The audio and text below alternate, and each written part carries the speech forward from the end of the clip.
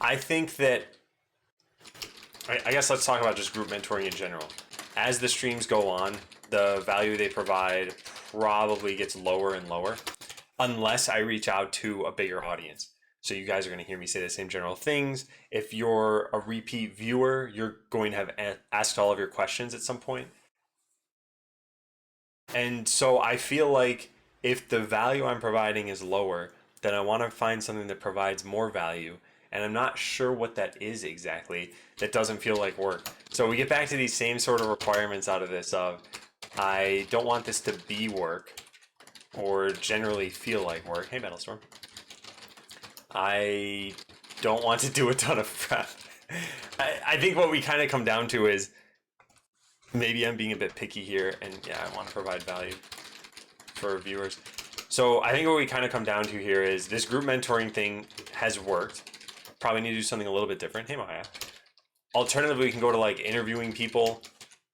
Maybe we could do some sort of mock interview system where I'm the person interviewing, say, like tech prep candidates. Hey, Nui. Hey, Power Down, sis. I'm enjoying the new job. It's going pretty well. I finally felt for the first time like I am sort of on track and that I like my job well enough. Every job has its ups and downs. It doesn't matter how big the company is or what you're getting paid, or there's still going to be something you don't like about it, something you do like about it. I think for now the benefits are definitely outweighing the downsides. So this is the 4th group mentoring session. Yeah. Cool. Yeah, so interviewing people I think could be on here. And I didn't I do a couple of streams like this? I don't fully even remember anymore. But I do wonder what value people want. So anyway, I know I've been rambling about this for a little while now. If there's anything else you guys want to see on this stream, anything you think could help you, I'd love to hear about it because I still want to find out how all this is going to go. Hey, Quinn. I'm doing pretty well. Yeah. Just feeling like there's something more I could do with a stream. I don't know. Congrats on the new role. Hope that it continues to have more pros and cons. Just stop by to say hi. Yeah, take care of Power Down, sis. How long is your probation? Have you passed? I don't think there was a probationary period. And yeah, I agree. Time is weird at the moment. It's been 4 months and 1 day exactly that I started. I should just put everything in here, I guess. Yeah, 4 months and 1 day exactly. Hey, numbers guy. So hang on one sec. Let me turn this off so that I can close my... Yeah, I want to close signal. Everyone always gets antsy about anything that's flashing orange on my taskbar. So yeah, it hasn't been too much time. I think I felt like there was this ebb and flow of my own energy after work where I would get done at the very beginning and I'd feel like, oh man, I have a ton of energy. I could do more things. And then my responsibilities started picking up and then I felt like I'm dead after work. All I can do is go lay down. And now I'm sort of at a point where I think I still have responsibilities, but I've got some amount of extra energy after work. And I don't know if this is a fluke and it'll carry on. If it's not a fluke, that means that I could probably put more time into a stream. Although I think keeping it every other Saturday has been working pretty well. But I still want the content to be good. And I'm so torn. Hey, Gleska. Yeah, the mouse I have, I really, really like. It's the G600. It's got a million different thumb buttons on it. And I've shown this before on stream, but I use it for a lot of different things. So window management, for example, I can move things left or right. I can maximize something within an editor. I've got page up, page down, the arrow keys. I've got delete, I've got backspace. I've got enter, space, the letter K. I can switch between tabs. So there's a lot of stuff that this does. Of course, you can always bind it to do whatever you want. Yeah, that chair, I don't have... I should probably add that to specs or something, but this is an Omega Lab Secret... No, Secret Lab Omega. I know the name of the chair. Hey, Beldathus. Yeah, so anyway, this kind of highlights what is the issue with these streams, I think, which is, like I said, as the streams go on, the value they provide is lower. Everyone who's here right now, I'm pretty sure has been to at least one of these streams before. Obviously, I've seen all of these names in chat before, but I mean one of the 3 group mentoring streams before this. Thus, if you did have any questions, you probably asked them already. So, yeah, I still want to figure this out. Oh, you are Sky. Sorry, yeah. Well, if you have any questions, feel free to ask. With the interviews, I wonder what you guys would want to see. As in, is there a particular industry professional you'd want to see me interview? Would it just be kind of random stuff? What are the new things you learn in the first 4 months of Google? So with every endeavor that I do, I keep a note called overall learnings. And these aren't generally private. Unfortunately, this particular note is stored on my Google account, like my work account. And so I can't just look at it and show you. But here are some things that I definitely learned that I think were great. One is ask questions very soon. So don't let things go on for too long.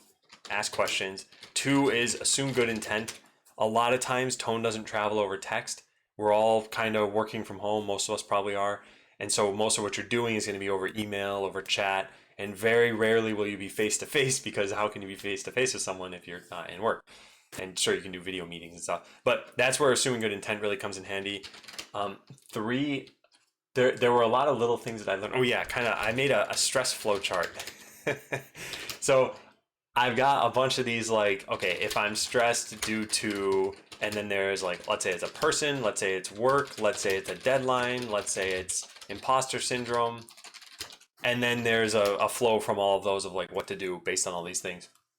So these I'd say are probably the biggest learnings so far. There's probably one I'm forgetting. And then of course there are lots of learnings that are specific to Google's technologies and their ways of doing things. But these are the kinds of things that transfer anywhere, right? Like asking questions soon is not a job specific thing. I think that's just good advice to follow. And this is one of the transformative ones that I've always heard this, and you've heard it maybe as give people the benefit of the doubt, but really internalizing it and then acting on it, I think, is important. Hey APX, and hey Mr. Halsey. Hey Goose, it's good to see you all. Hope you're all doing great. What advice would you give a first-time intern at a large tech company? A first-time intern at a large tech company. So what I tend to think of, what are the woes that an intern might face? I think there's a disconnect between what you might feel you learned at school and then what you're asked to do on the job.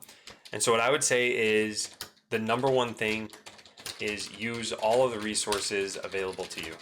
And the number one part of that number one thing is people are probably the biggest resources that might go unused for this.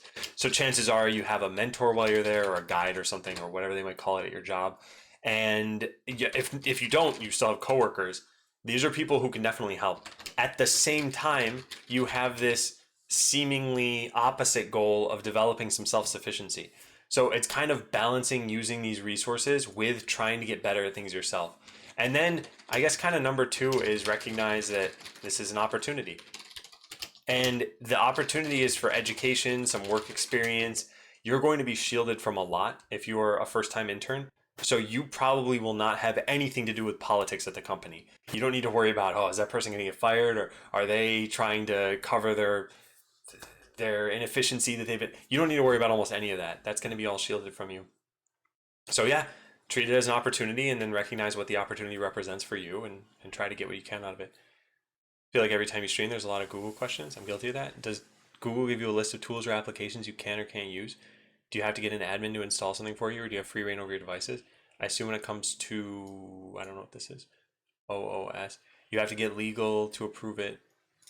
So I don't mind the Google questions. This is basically just, if you guys are interested in something, we can talk about it pretty much. Does Google give you a list of tools of applications you can or can't use? They give guidelines on what you can or can't use. So let's say there's a Chrome extension that you really want to use, and let's say it can read every site you go to or modify traffic or something, then that's not the kind of thing you could use, because who knows what they might be sniffing, and it's third-party software, right? So they give you more of those kinds of guidelines. So do you have to get an admin to install something? Not necessarily, no. I imagine for probably some stuff you might. Yeah. Oh, open source software. I have to get legal to approve it. Oh, if you're talking about, okay, never mind. I thought you were talking about just like personal computer, like I have Visual Studio Code. Yeah, you probably do have to go through legal for anything you're bundling into a product. I'm pretty sure.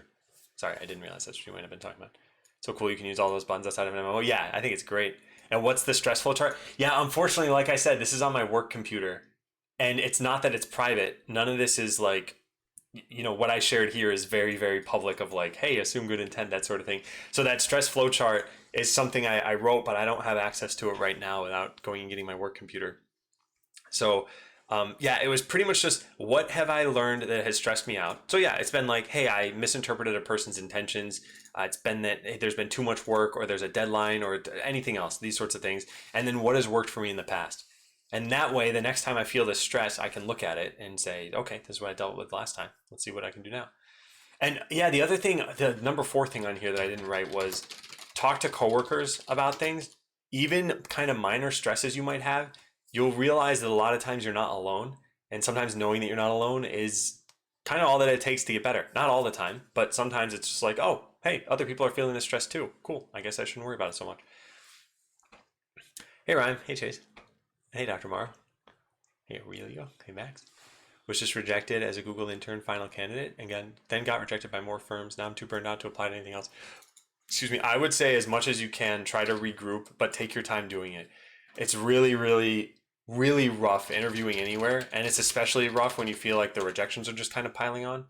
And then you think, well, I got to do something. I got to get back on the horse at some point. So just give yourself some time. Recognize that these are not representative of you as a candidate necessarily. It's representative of the relationship that the company you were applying for envisioned between you and that company.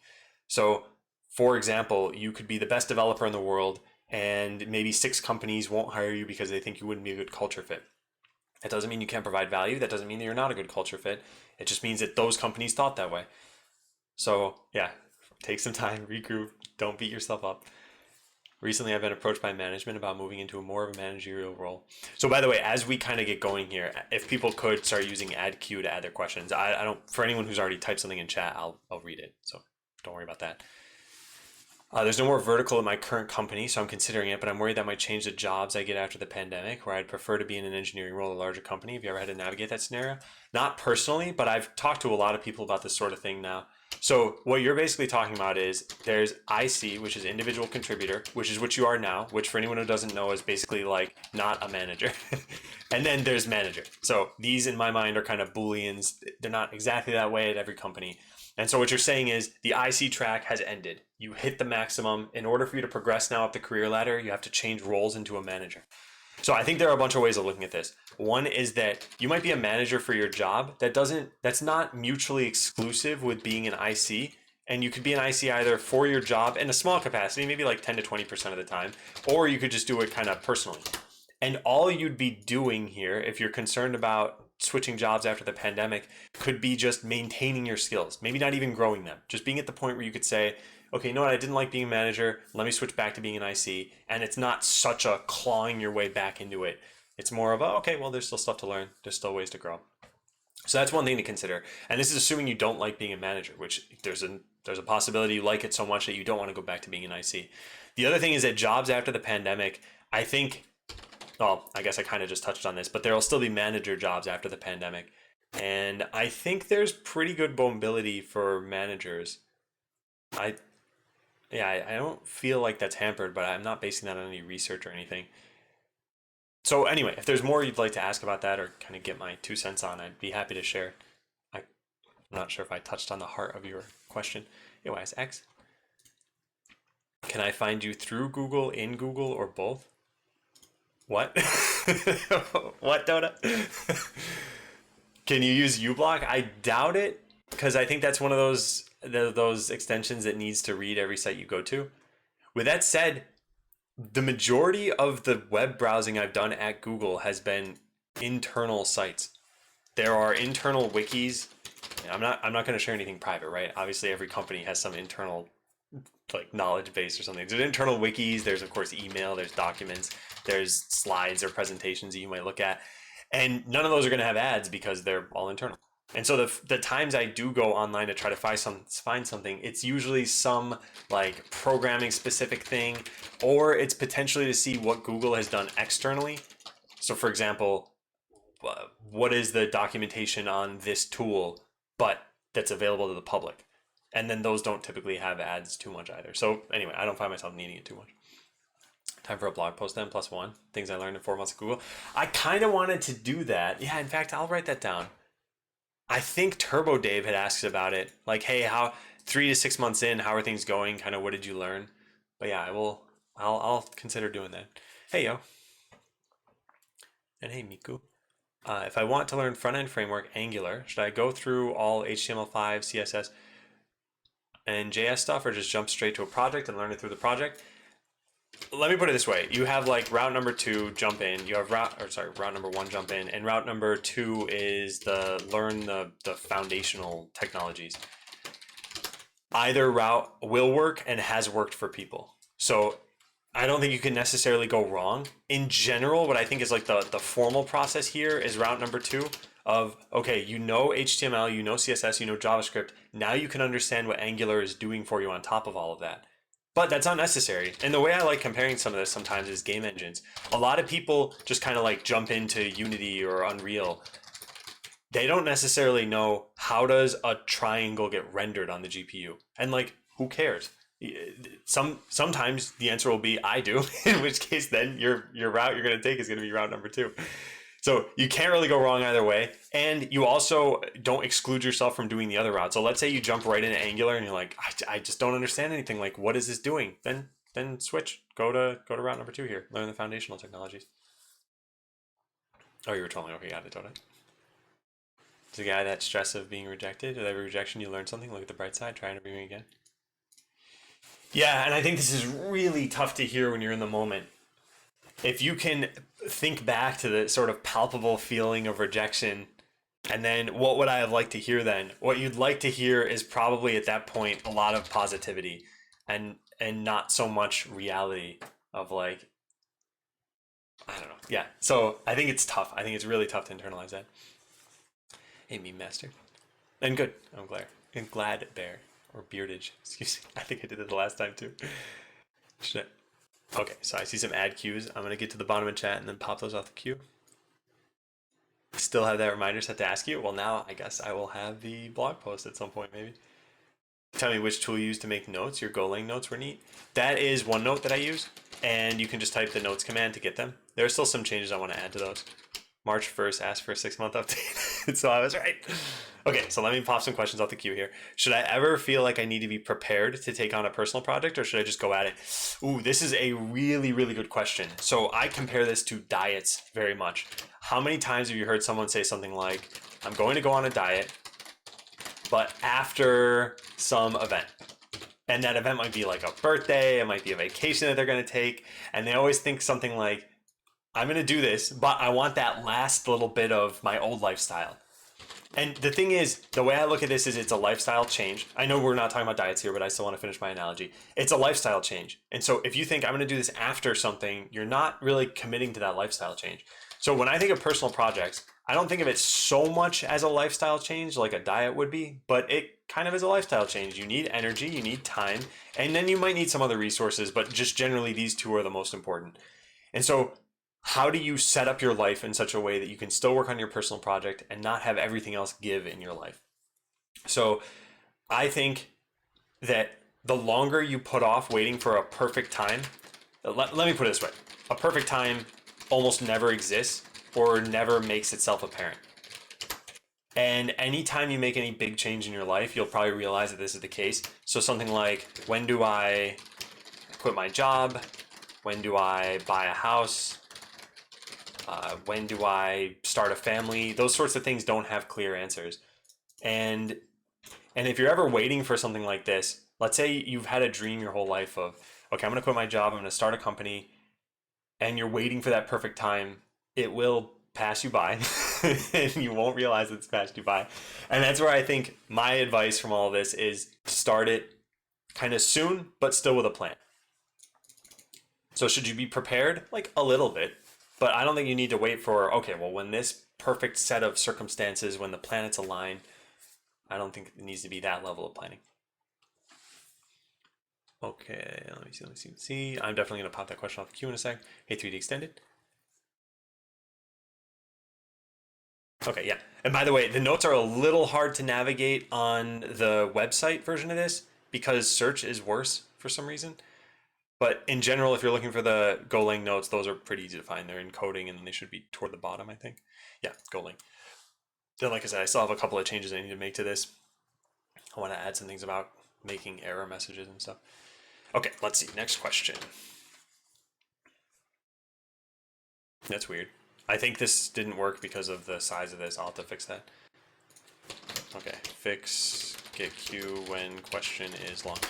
All right. Mino knows. So, hi Adam, I'm in the geographic information system field. I've written code very specifically to mapping. I'm looking to get more into full-blown development, but I'm grappling with the idea of either going back to school to get a more formal degree in software dev or try to self-learn using something like Pluralsight. Any recommendations would be great to hear. My experience is very specific to mapping when it comes to writing code, so essentially not sure where to start. Here's what I think is that this kind of comes down to how do you feel you learn best? Is it structure? Is it kind of freedom? Is it having a teacher? Is it having courses? Is it having a textbook? Because it's kind of like that question that I was asked about Angular or not. There are two routes for that, and both have been proven to work by different people. And so both of these routes that you're saying are totally viable, and I'm sure you know that too. You could go back, get a degree, that would work. You could also just start learning, and that would work. So I think this is how you end up deciding a little bit of how do you feel you learn best. So if I were to kind of plan this out, what I would say is Pluralsight, I don't know how much money it costs, but let's say it's like $10 a month or something. So for a relatively low investment, let's say about 100 a year. And again, I'm making up prices. This could be 10 times the amount, but the properties of this still kind of stand. For that amount of money, you can figure out if it works. And then if it doesn't, you can consider schooling. And you don't even need to do this for a year or something. I would say try it for like 1 to 2 months and see if you've got sort of a regimented learning pattern emerging. If you do, you might not feel that you need a degree. However, there's one other thing to consider, which is that this is only going to cover so much, and there's no interactivity from what I understand. At least I'm pretty sure. Again, I haven't ever used this site. But you can't ask a question of something like, this database works that way, but what do I do in this situation? You have to go based on what's there in front of you. And you can always supplement those resources with other ones. But I find that whenever I'm learning something, I have a ton of questions. And I usually want to be able to ask those questions and not do the research myself. But it all depends on what I'm learning. So I would say give it a shot. Try it out for a month or two. If it's working, great, continue.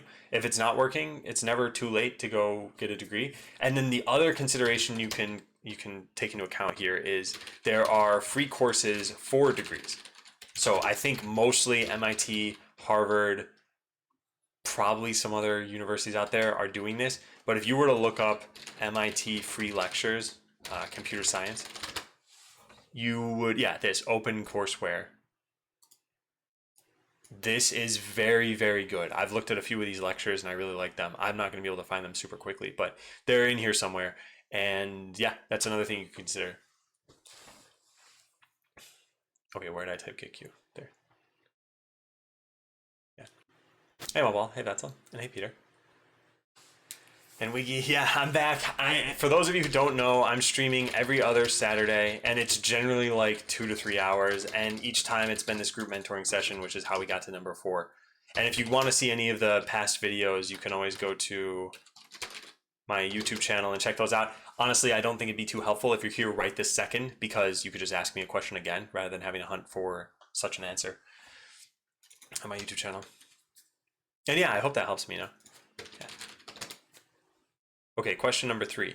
Do you think there are certain points or aspects U.S. companies put more emphasis on in the hiring process than companies in other countries? Unfortunately, I have never applied to another country's company, so I can't answer this myself. Here's what I've seen as the emphasis in the US, and then maybe you can kind of extrapolate from there, because like I said, I haven't applied outside of the US. But the emphasis I've seen has typically been on coding skills, system design skills, and then behavioral questions. And that is maybe only representative of the companies I've applied to. If you apply to smaller companies, there's less of an emphasis on some of these things. So for example, you might have a little bit less focus on coding or system design, and a little bit more on behavioral questions. So that's the emphasis I've seen.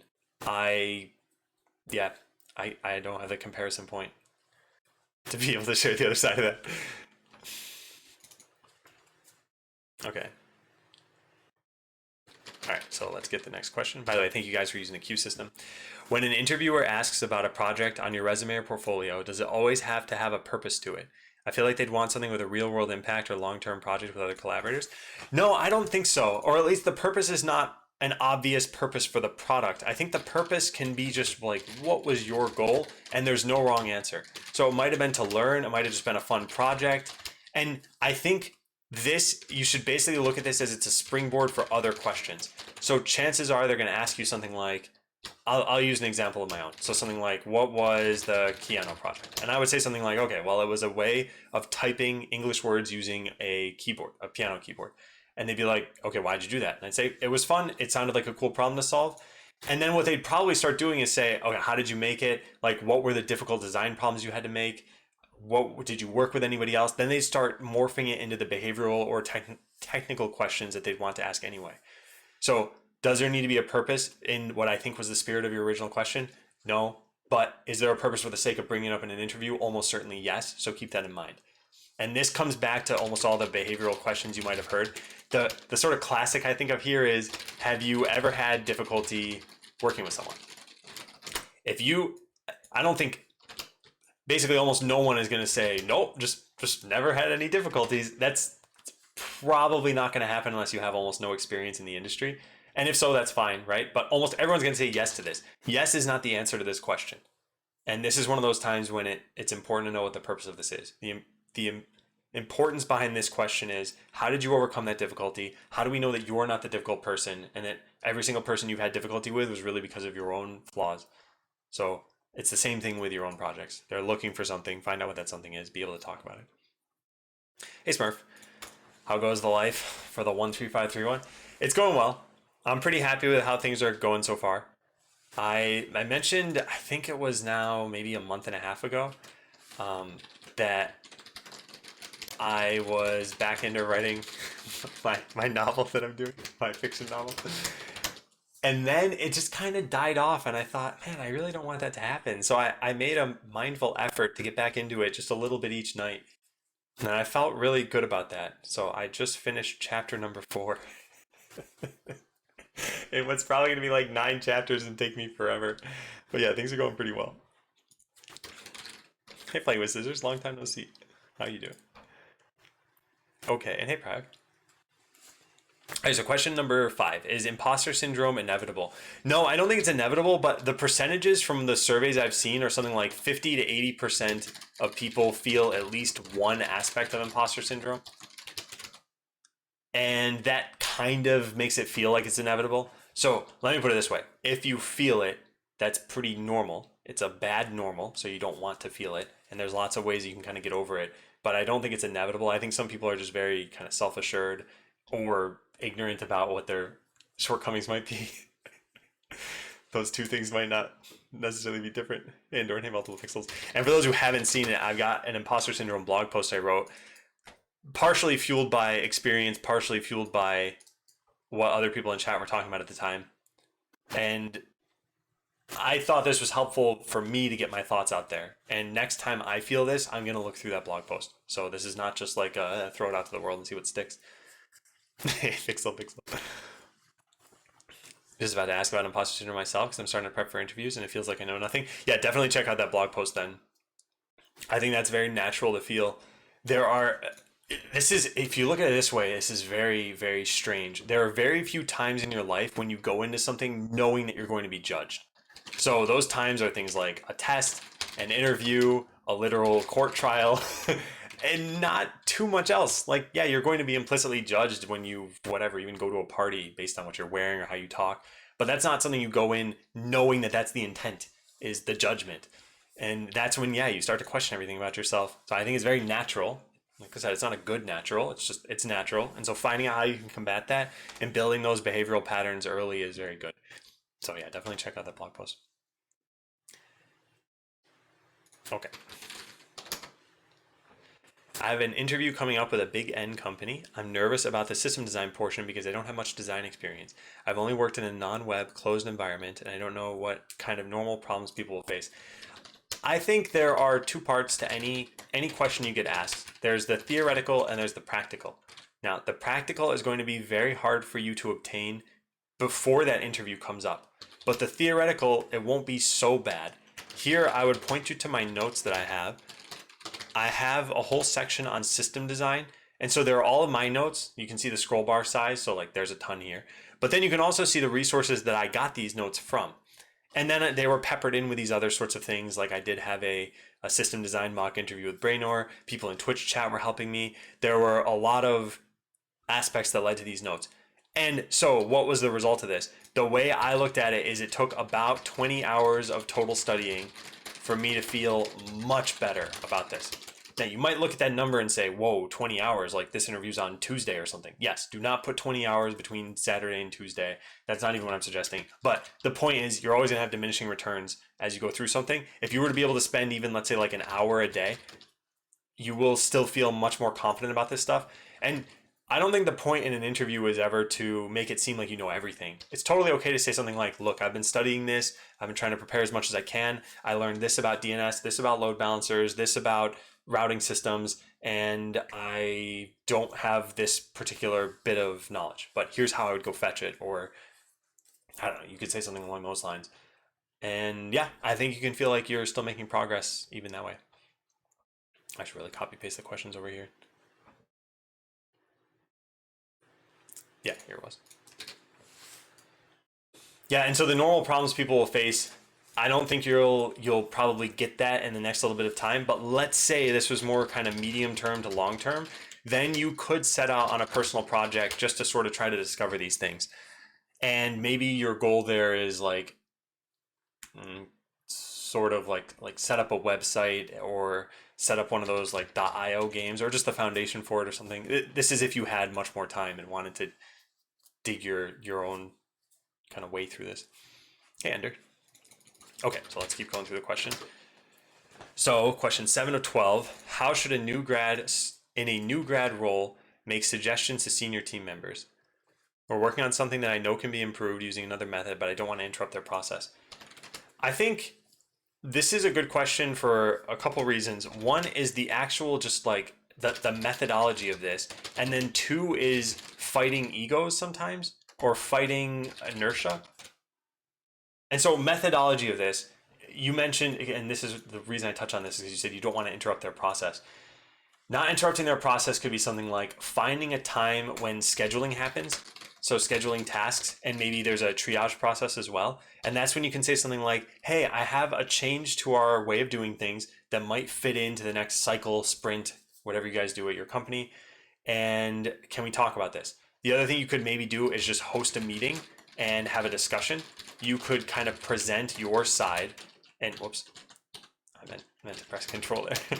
You could present your side of this and try to convince people of like, do you even agree with this? Will I have to fight you every step of the way or not?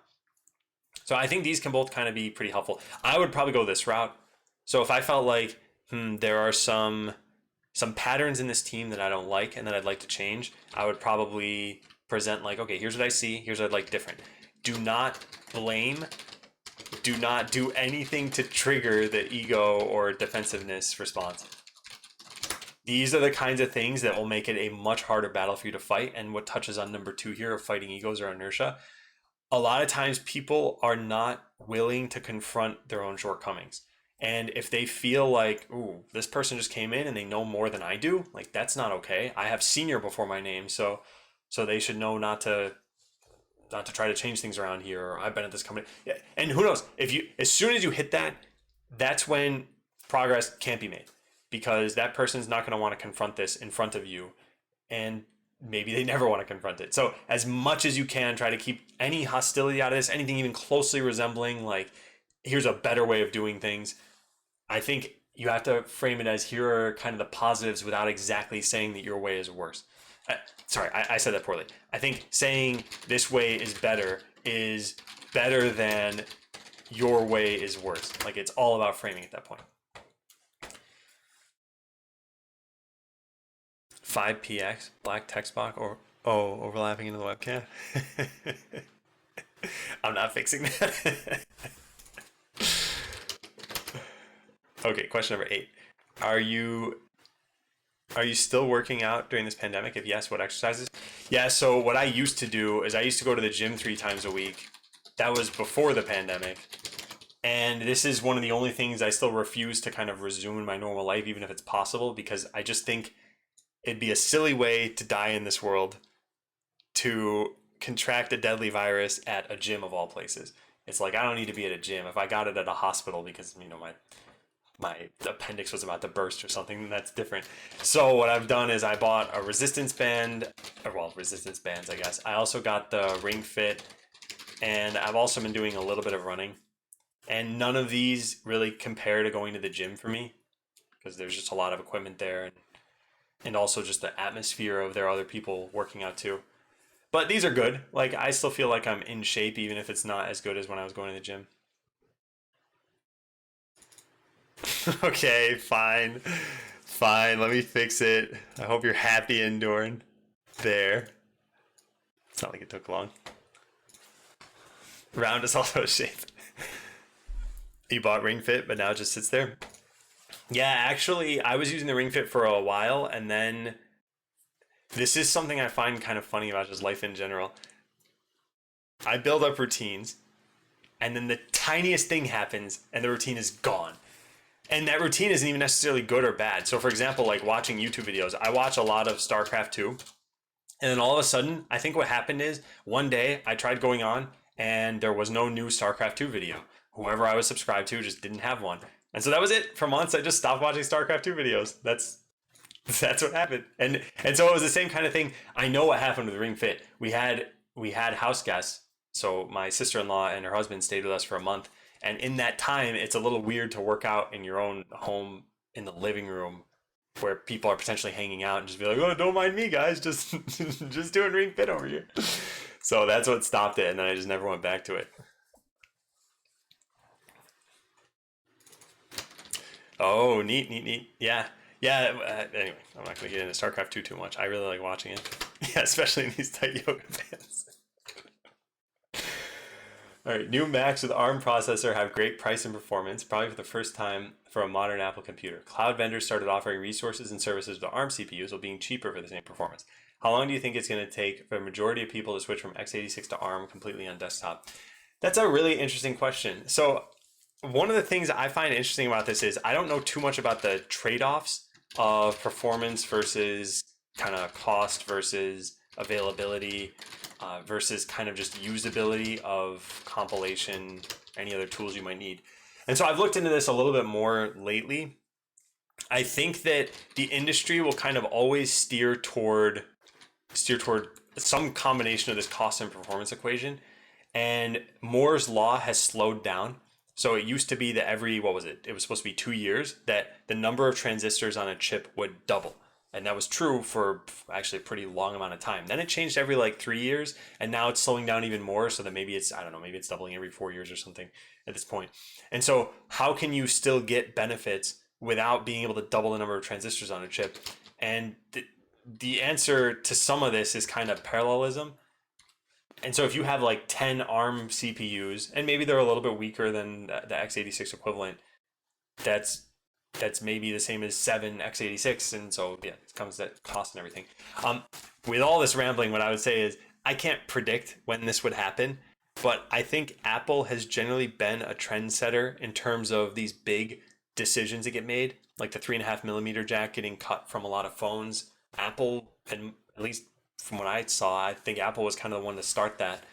And so if Apple starts this trend of, hey, our laptops they have no fan in them and they're still fine, and they, I don't know, whatever else they're touting from this, that other people will probably follow suit. So I don't know, we'll see. There's still space for both of them right now. Are you watching StarCraft videos on YouTube?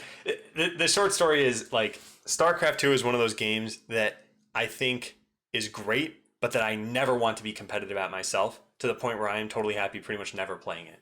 And so watching pros play has been amazing. I've watched StarCraft 2 videos for like the last, I don't know, must be 10 years at this point.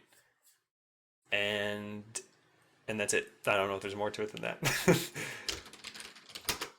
All right, next question. Hi, how are you? I'm doing well, Enduring.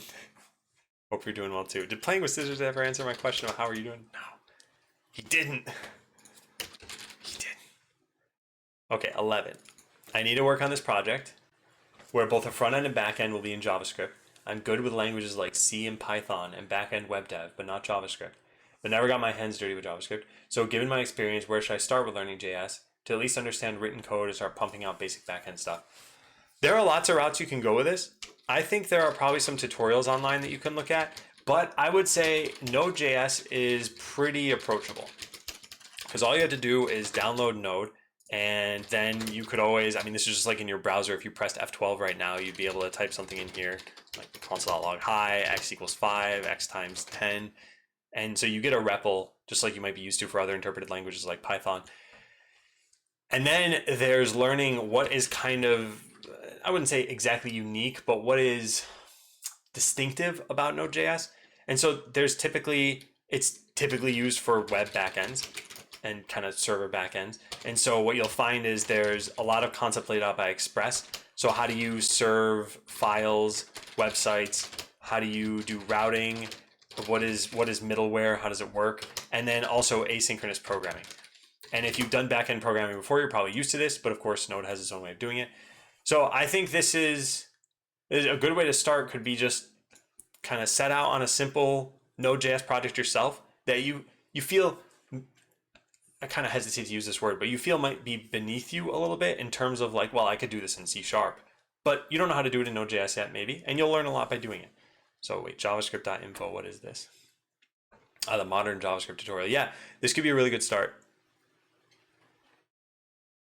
Yeah, I'll take a look at something like this. And thanks for sharing that above, Siegel.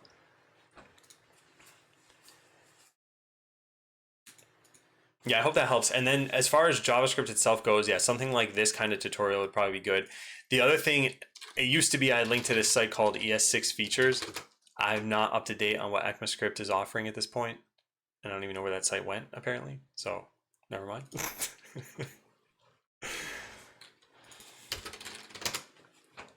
What was the most annoying data structure to learn for technical interviews? The most annoying, the way I look at it is there aren't too many data structures you're really expected to know, I guess. Is that fair? Like arrays, lists, sets, a dictionary or a hash map, a heap, a tree, a graph, a stack, a queue. What else? I'm trying to just think of ones that you need to know for technical interviews. Anyway, whatever. This is exhaustive enough, even if it doesn't have everything. And so when you think of, okay, what are subcategories in here that are difficult? When you get to trees and graphs, there are lots of very difficult ones. So like a red-black tree, for example. This is not the kind of thing you're ever really expected to know for an interview, though. And probably there are same things for graphs that are like that, too. Oh, yeah, like tries. I guess I would kind of put that in here, too. Linked list, yeah, I'd put that under here. Anyway, so, okay. What are the most annoying of these? Arrays, I'd say, are very straightforward as data structures. Kind of the same thing with linked lists, just lists, even kind of doubly linked lists. These are easy enough to reason about, I'd say. Sets, yeah. Dictionary, hash map, yeah. So I think the ones that are kind of tougher are the ones that aren't go-tos for a lot of new programmers, which would be probably these. But what makes these tough sometimes is not really that the data structure is difficult. It's figuring out when do you use them. So you'll get a lot of these questions where it's like, oh, if I kept track of 2 stacks, that would solve this question really easily. Whereas a stack on its own is not a difficult data structure, but knowing when you use them is tough. So anyway, short answer, the difficult ones I'd say are kind of these. And then the real difficulty, though, is knowing when you're supposed to use them and applying them to problems. Hey, Funky Monkey, hope you're doing well, too. Yeah, graphs have a million possibility of problems. Yeah, lots of these actually have tons of different problems, but sometimes the problem space is a bit easier. So like arrays, man, I've seen a ton of different array questions, and generally they fall into this like, okay, there's a sliding window style, there's like a sort the array first style, there's a just arbitrary access. You kind of have to loop through and figure it out, and there's lots of these, but these are generally not as hard as some of these other problems that come out here. Can't always tune in on Saturdays. Yeah, I know. I wanted consistency, but it's such a narrow window of consistency. All right, so Naza asks, in your opinion, what are the major topics for a junior SWE, less than 2 years, to know going into an interview, and should I be expected to know system design?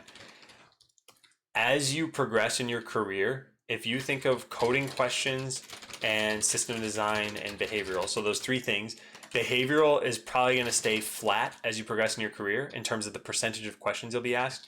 Coding questions are probably going to start at like 98%, and system design will start at like 2%.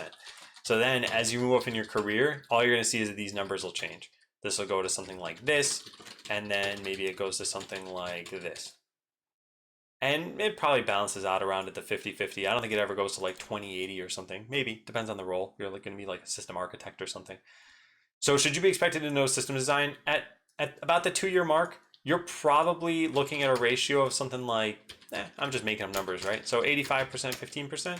So like, yeah, at that point, they might ask you something like, how should we shard our database? Or have you thought about the points of failure in the system, where you'll have fault tolerance? Maybe we'll get questions like that. So I think the more you kind of look into this now, the better. And you can always tackle as much or as little of this as you want. This is something that was a revelation for me that probably shouldn't have been a revelation, which is that systems, like distributed systems, are built of other systems. And then just keep repeating this until you get to a tackleable unit of the system. So you look at something like Twitter. Twitter contains a bunch of web servers, databases, a lot of infrastructure to support this, probably release tools for all this. And so you look at all that and you say, yeah, there's no way I can reason about this. So then you break it down into, okay, let's just focus on what does their front end look like. Their front end has a load balancer coming in, a firewall, and then it fans out to different web servers in the back end, and then those fan out to other databases, let's say. And so just focusing on that front end part, you're able to start reasoning about this stuff. But then you zoom in even further and you look at something like a load balancer and you think, okay, how does a load balancer itself work? At some point, you're at sort of the unit of the system, and maybe you don't need to reason about that anymore. So if I were to say something like, we're making a Discord bot, we're going to have a database, it's going to be stored on one computer somewhere. There's no sharding, there's no replica. That's it. That might be the unit. I might just say, yeah, we have a database. It's a SQL database. Cool. Let's move on. Let's talk about a different part. So remember, you can tackle whatever level of this you want to tackle. Are there weebs at Google? I've mentioned this before that I haven't worked with probably more than like 6 people at Google at this point. So are any of them weebs? No, I don't think so. but I don't know for sure. Anyway, the answer has to be yes, because with any large enough population of people.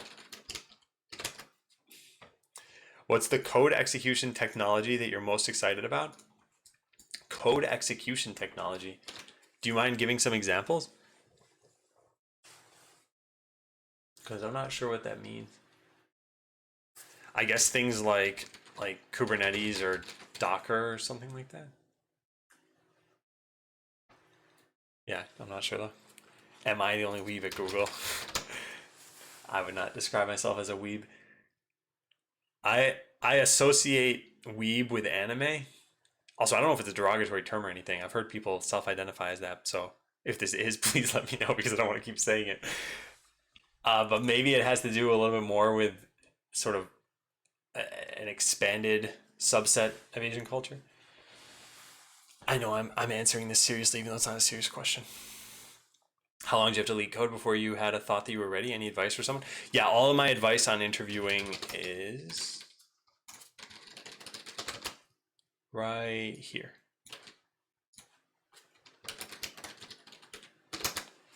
Yeah, so this blog post answers kind of both of your questions. So I spent about 150 hours. Did I give a breakdown of this? Anyway, I might have. But yeah, I have a lot of notes, a lot of takeaways from this. And this blog post was written pretty recently. I've been working at my new job for about 4 months. And granted, there was a long period of time between this post and when I got to start. But yeah. From people you've seen there, what would you think is the average age? Wondering if it's practical to see 40-year-olds there. So these two things don't exactly go hand in hand. Like, let's say the average age, I'm just going to make up a number here. Let's say it was 30. That doesn't mean I haven't seen people who are older than that. And sometimes potentially much older. I'm not very good at gauging people's ages, but I would say I've definitely seen people in their 50s who are working there. And every once in a while, you see someone whose tenure is just kind of through the roof. It's like 20 years or something. And I always wonder why. Like, what? I, I, I almost don't want to say this, but like, why are you still working there? Would kind of come up for me. And I know kind of the reasons why. I feel like a lot of it comes from a sense of purpose and fulfillment. And it's very likely not coming from needing the money at that point. I think if you've been working for 20 years at any of, well, probably really any company, right? Yeah. I mean, Node.js is one. It can be software or hardware.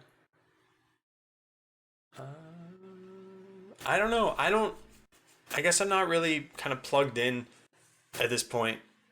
What I'm using, I sort of I like have to use. Our team is using, our company is using it, right? And so what I want to use at this point, I'm not really considering that too much because I don't have time for personal coding projects right now, given that I'm doing other personal projects. So yeah, I'm sorry. I know this is kind of a non-answer. Airflow? Did I say something along these lines? I unfortunately don't know what this is representing or referring to, chaos entity. If you don't mind explaining. The way systems communicate can't be distilled or cut up like that, though. It can even go into the actual code, like ordering of things change with distributed systems or the error handling. Yeah, I should say a couple things. One, system design to me is a lot of like distributed system design, but I also think of system design as how do you design code for systems. And part of what I was saying here about my revelation is you, for interviews, don't need to cover everything because you only have an hour. So yeah, I think it's worth saying there's more complexity than I made it sound. People focus on languages when what matters the most is technology of execution, which determines the performance, what you can do with it. The way I've looked at software ever since I felt like computing wasn't really an issue anymore.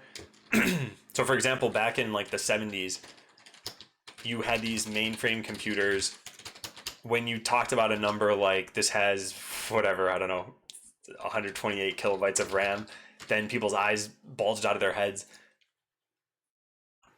We're not in that age anymore. And so what I think about what's most important is just kind of getting things done and having something out there and then maintaining that something. So performance characteristics, a lot of the time, they're good to know, they're helpful. Some domains are definitely going to need them more than others. So for example, games are still very performance sensitive, but your average kind of web app backend, it's probably not going to make a huge difference until you're Amazon level. But that's more of a philosophy around this. With that said, you should still be making good decisions at any given level of the stack. But I think at the end of the day, it's like, do you have a product out there? Can you do something with that product?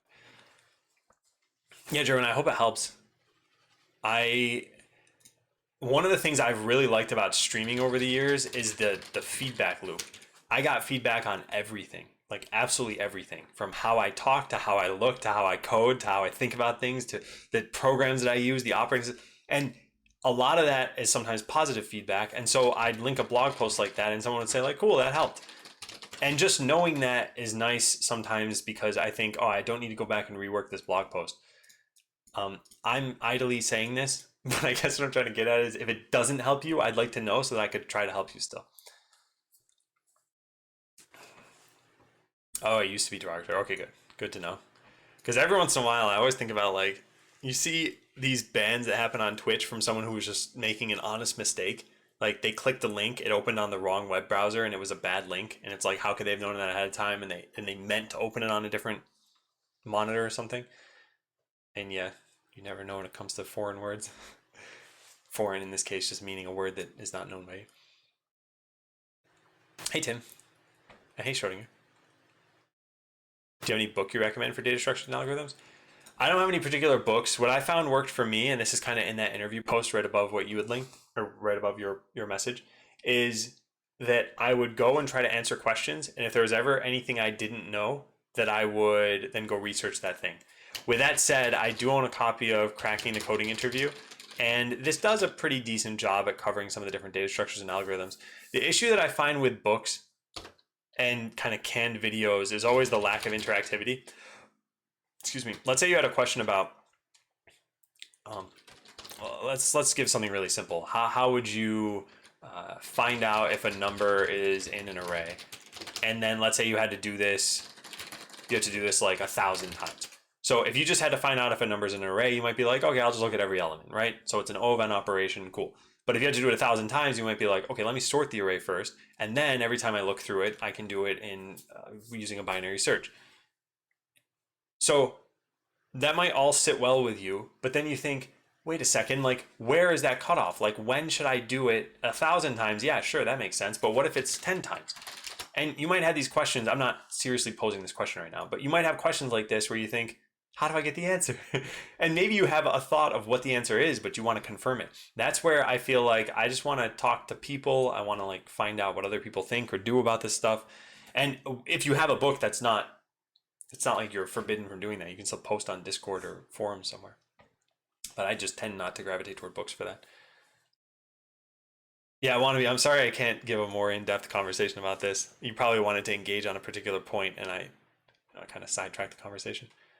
And that's why page load takes 1.5 seconds. Yeah, and that's why I say it. I don't want to advocate against doing sort of the right steps at any point in the software engineering flow. But I think there are so many people. When I look at personal projects, and my own personal projects in particular, I have a track record of not completing them. The average person has a track record of not completing their personal projects. And at that point, it doesn't matter if you had the most performant system in the world. If it never sees the light of day, was there a reason for doing that? And of course, you can go in the complete opposite end of the spectrum and say, okay, I wrote 2 lines of code. I'm going to release it as a product now. And it's like, well, the product doesn't do anything. It sucks. It's slow, etc. So there's some happy middle ground there that I think for me skews more toward get it out there to the world. And a lot of this is fueled by my kind of last 5 years of endeavors. You know, guys, a lot of you know that I worked on Botland and then I worked on this thing, Adam Learns. And these were businesses. And businesses force you to think a different way about your code, your prioritization, your features than personal projects do. And there were some kind of hard truths in there. So now, like I said, I skew more toward the, if you just get something out there, you can kind of figure everything else out later. But not really. You do have to figure some of it out first. So yeah, it's a trade-off. How you look. Thanks. Wish people cared more about performance. Things like Slack and Discord are really slow to use even on modern hardware. I think some of these are due to hidden costs that aren't necessarily obvious. So for example, Discord is an Electron app. That was the benefit is it's cross-platform with very little effort. It's not entirely true. They still have some probably platform-specific code like voice chat or I don't know, their codecs for this stuff. But then the cost is all of Electron's kind of, I'll phrase it as bloat. And so they determine that this is worth the cost to have this benefit. But then with that comes certain trade-offs. And anyway, this. I think we'll end up talking a lot about the philosophy of design and development here. There certainly are websites out there that are like a 3-paragraph blog post that are 2 megabytes to load. And it's like, yeah, at some point you cross into unacceptable territory. Ended up buying a course for data structure and algorithms for the language I was expecting to work with. Ton of structure and gave homework to help. Nice, nice, nice, nice. Yeah. And unfortunately, whenever it comes to resources, specific resources, it's very hard for me to ever advise for any. I always think of it like this. When I would play piano on stream, I have a digital keyboard. And people would see me playing and they'd say something like, hey, which ones would you recommend? And I thought, I have owned maybe like 3 or 4 in my whole life. So I could certainly make a recommendation of those, but it doesn't make me an expert. So yeah, when people ask for book recommendations or website recommendations, if I happen to know some, I'd be happy to share them. But like learning JavaScript is not something you can do more than maybe twice in your life, because how much is JavaScript really changing? I'm talking about the language. There's a lot of the ecosystem that of course is changing by the day. But so once you've learned it, you're not going to go buy another book on learning JavaScript again. And so if what you know is JavaScript from 2014 and it has been updated a little bit since then, it's like, is your recommendation still good? All right, sorry, this is a very much sidetracking thing. And by the way, I haven't forgotten about the question queue. It's just I'm trying to read through chat until we get to a point where I can tackle that question. Yeah, exactly. Time complexity. Hey, Artie. Hey, Sick. All is well. Thank you. Thank you. Thank you. I know you didn't really say it. Along the lines of performance doesn't really matter. It doesn't matter until X. that point, it's probably too late. It requires a ton of work or refactor. Yeah, yeah. This is why I know I mentioned it this way, but I talked about the extremes of one is you write 2 lines of code, push to the world, and then the other is you like get this incredibly like fastidiously built performance system and it never releases. And these are the extremes that I see between launching now and launching when everything's perfect. And there's somewhere in the middle that's good. And if we were to just put a bunch of lines in between these, I'd say it is closer to this than it is to the other one. That's my overall point. I know there's a lot of kind of gray space in there that's worth talking about.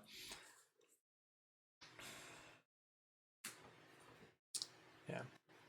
Yeah, healthy middle. I totally agree with that.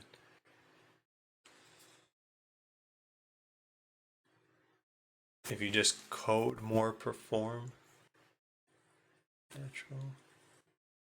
I am not sure what this is saying. Worth remembering the full quote. We should forget about small efficiencies, say about 97% of the time. Premature optimization is the root of all evil. We shouldn't pass up our opportunities in that critical 3%. Yeah.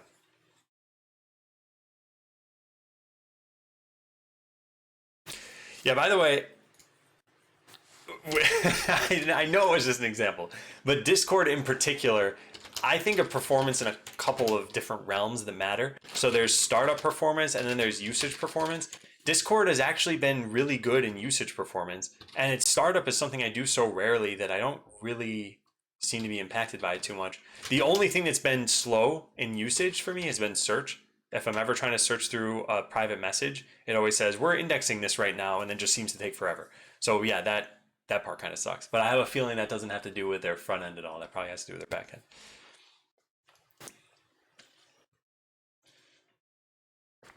Hardest thing about software development is done doesn't mean done. Several layers of done. Yeah, yeah, definitely. And you start getting from fresh, shiny new software to legacy software that someone just has to maintain to legacy software that's used by like 2 companies out there to finally we get to do a new shiny thing. Oh, they do have a blog post. Interesting. Yeah. Okay, let me see if there's another question here. Yeah, so the last question we have so far. Would you prefer to go down the architect or staff engineer path or manager no coding path in the future? This is a very well-timed question, Smacks. I just recently, I met with a manager at Google. I met with a person who's the level above me.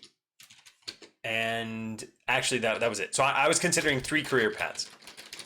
I was considering manager, stay at my level, and progress to the next level. So here are the ones that aren't considered. Is changing role, so something like a PM or a solutions architect or something like that. I wasn't considering that. I wasn't considering. Are there any other things I guess I could consider? I guess like changing team wasn't considered. So I had these 3 paths. They're all pretty straightforward, and I didn't know how to evaluate which one would be best for me. So I met with people who had those roles, and I tried to ask them what was important to me. So, for example, how do you feel your responsibilities changed from my path to your path? How much time did it take? How much time are you spending at work per week? Where are your stresses coming from? And I got a lot of insights. I always think of Good Will Hunting. In my mind, my takeaway was that it's a movie about a math genius who doesn't really care about being a math genius. And I saw it so long ago now that maybe that's a bad summary. But it raises a question of if you're really, really good at something, do you sort of have to do it because you're really, really good at something? And so I think I could be a good manager. But is that a good enough reason to go into being a manager? And so I mentioned one person at Google. I've talked to other people who are managers and kind of try to figure out, okay, what does your normal day look like? And what I settled on after all this is I think the thing that makes the most sense for me is progressing to the next level. So basically being an individual contributor and a software engineer still. And then I thought about kind of what's important to me there, like how much coding is important, how much system design is important, how much, sorry, I'm kind of in my camera right now, how much interacting with other people. And I don't think coding is super important to me. I also think it's hard to make an impact with just coding. And so I think design, delegation, interacting with other people, kind of being a manager without really being a manager, I think that's what's interesting to me. The other thing, and I've been very vocal about this with basically all of my team, I think everybody on the team knows this, is that I plan on being at Google for maybe about 5 years. And then somewhere around like year 4, I want to disengage and get back to my own endeavors. And I don't know what shape this will take yet. So with that said, if I'm only going to be there for like 5 years, I want to maximize that time I'm there. And I want to figure out, how do I learn all the skills that are needed for me to succeed at my next endeavor. So that's how I'm trying to align things for myself. And I think I'm on track. It's been 4 months. So I'm a third of the way into year 1, which means I have like 14 more parts of this journey, thirds of a year.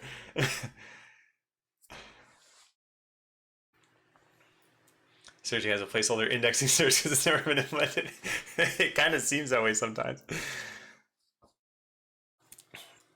Never trying to open Discord at the speed of light. I want my voice chat to have minimal latency. Yeah, I think this is why I said I shouldn't focus on the example, because the point wasn't Discord's bad. If you can prove that to me that it's not bad, then my point will be null. The point was, hey, some applications don't care about their performance, which is a very valid point. So for me to even focus on Discord is like, it's not exactly the point of this. Hey, Maybach. What is my level? I don't actually see a reason to hide this. I'm an L5 at Google.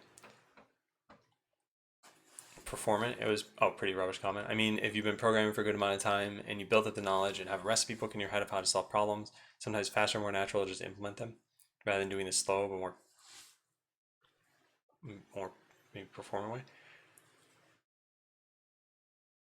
I think I need to see the context of your last comment. Oh. I think I know what you're saying.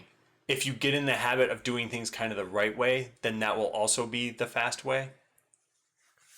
I kind of disagree with that, because there are some times when you're like, usage will likely have people accessing elements number 4 and number 5 in the array at a time.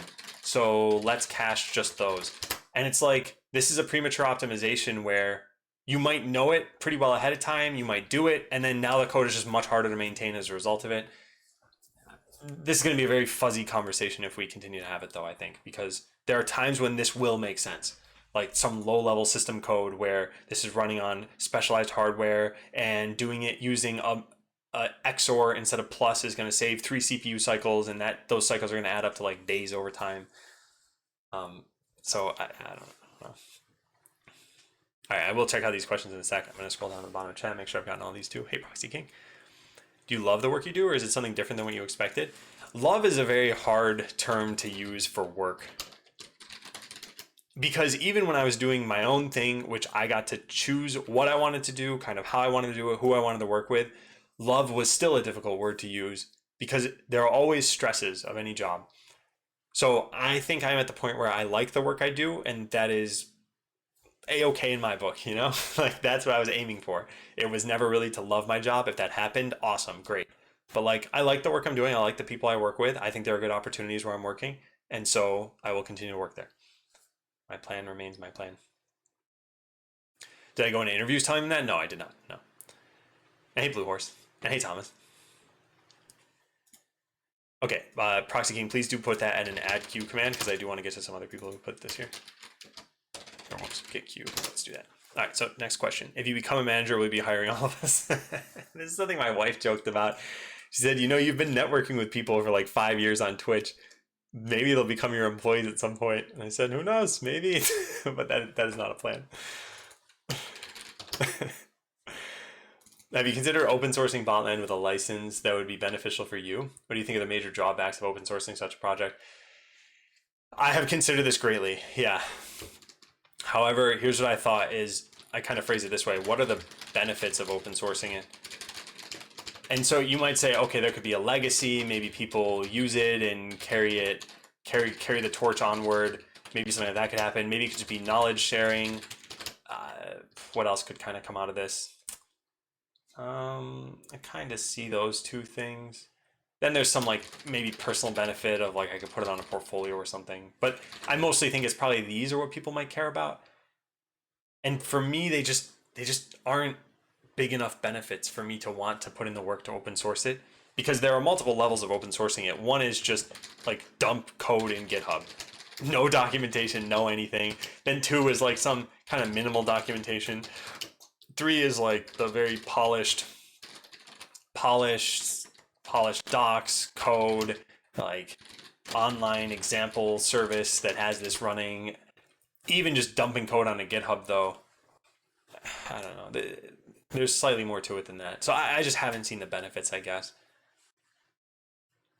And part of it is it's still fresh enough as having been a lot of work in my mind. Botland was, I like stopped officially working on it in February of last year, right? Yeah, February of last year. So it's been just over a year, but I didn't take it offline until October. There was still some maintenance associated with it being online. Not much, but still some. And it was costing money, of course. Yeah.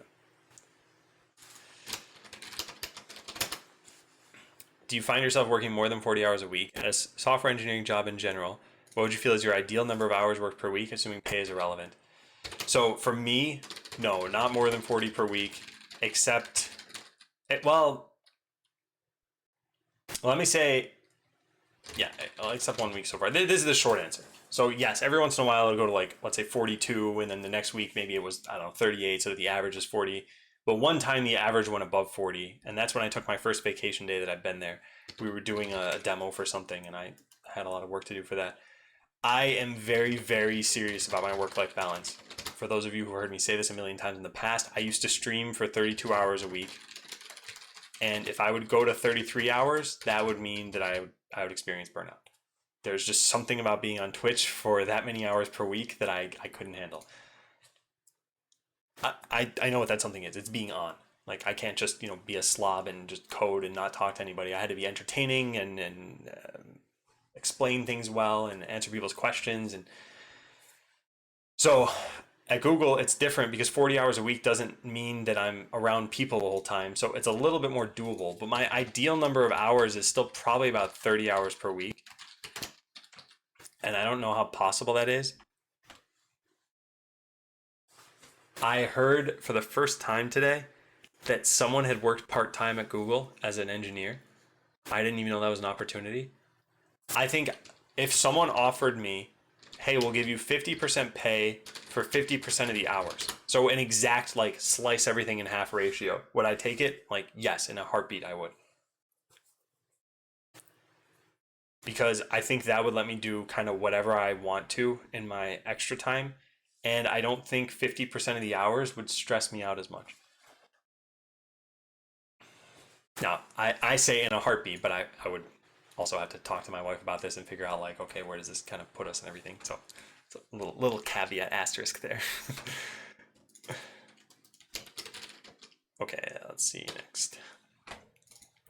My team manages the enterprise's legacy apps, which we maintain about 25 separate decade-old applications written in .NET. How do we determine which ones are worth rewriting in a more modern, decoupled, and less monolithic tech stack? I think there are a couple ways of going about this. So I think the simplest way is just look at cost versus benefit. So what are the costs of maintaining this? And you can quantify some of this, although it might be difficult. How many dev hours go into this work? How many bugs? Well, not dev hours. I just said person hours. How many person hours go into this work? So it's dev time, maintenance, customer support, and customers might not be external people. Maybe they're internal tools that you have. How many bugs come out of this? And by the way, this is current costs. How many bugs come out of this, and what else could we consider here? Yeah, so there's that. Then there's the proposed costs. How long would it take to rewrite this? How long until it becomes stable? And then there's the benefits of what do we gain from a more modern system? So these are the things that I would consider for this. And it's not a very straightforward computation of like, okay, this is 6 and this is 7 and 6 plus 7 is less than 15, and so let's do this thing. it's going to be very challenging to determine that sort of thing. But these are what will give you a little bit more to talk about at the very least. If you realize, oh man, we're dumping like 20 hours per week into this thing. If we rewrote the whole thing, it would only take X weeks to do this. Then yeah, maybe the numbers do align a little bit easier for you. Hopefully that helps a bit. Worked full time at my job as a database administrator up until 2018. Got lucky with Ethereum. Had enough cash to really not. Wow, nice. Went to quit a previously unavailable part-time option suddenly became available. I feel like once you're financially secure enough to say no, at least a few options that were previously unavailable become available. Yeah.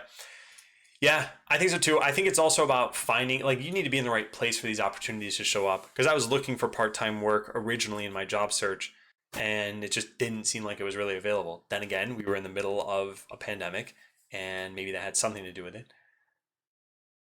Maybe you could start with a 35-hour week. Yeah, cutting 1 hour per day off, I think also would be noticeable. And I think part of the reason why I'm very sensitive to this stuff. So like I said, that 32 hours a week of streaming, that just seemed to be the cutoff for me. And I'm not even saying I was ultra productive for some of those 32 hours. You know, sometimes it would just be me talking to chat. Sometimes it would be me coding. Sometimes it would be me doing a whole day of design. But yeah, bump that up by like 10% and all of a sudden, nope, my body's just like, I can't do this. I'm not going to do this. So I got to be very careful about that. Hey, Crows, I'm doing well. Okay, next up. What do you think is best? Making the effort so the code is well organized, modularized, so it can be easily maintained, but the complexity goes up? Or making the effort so you have ways and tools to recreate new code from scratch each time faster than before? I think the cost of remaking something is higher than the cost of making it maintainable. So basically, let's say you end up with project A, and then 3 months later you end up with project A prime, and then 3 months later you end up with project A prime prime. This seems bad to me. It seems like, at this point we should have been like, let's look at what we did wrong in project A so that we can start to modify all of our software engineering efforts so they're not re-spending this time on a problem that should have already been solved. I think this is one of the key things of software engineering, which is you learn from past mistakes on every level of the system. So on the coding level, on the engineering level, so like people resources, I guess I would say, and then on the release maintenance level, everything. And you look at like, when we release code this way, we've had bugs in the past. So let's automate our release process or something. Hey, when we've spent 10 engineers on a project that only needed 2, it took a bunch of extra time with no extra benefit. So let's assign the right number of people. Those are very basic examples, but I think if you're finding yourself rebuilding something frequently, that's another one of those times when you think, maybe we could have done this differently the first time.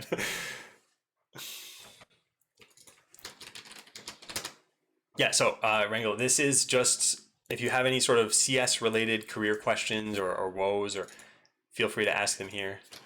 Tired sysadmin. Okay, yeah, I have a little bit of a bug here where I have to paste it in this way. So this question is, as someone who's been working in classic system administration and some cybersecurity for the last 8 years, military, but have a desire to move into developer DevOps space once I become a civilian again, I'm often overwhelmed by all the different best paths or best programming languages for X job. What do you recommend for empowering your own learning to get into a certain career space without being overwhelmed by what everyone is telling you is the best way to do something? This is some form of analysis paralysis where it's like you have all these best ways and they're all viable. And so that's a prerequisite of this, by the way, is make sure that whatever path you settle on is viable. It doesn't need to be the best, but it can't be something that's bad, that's for sure. And so chances are, okay, you've already identified that. And then you think, okay, now which one do I pursue?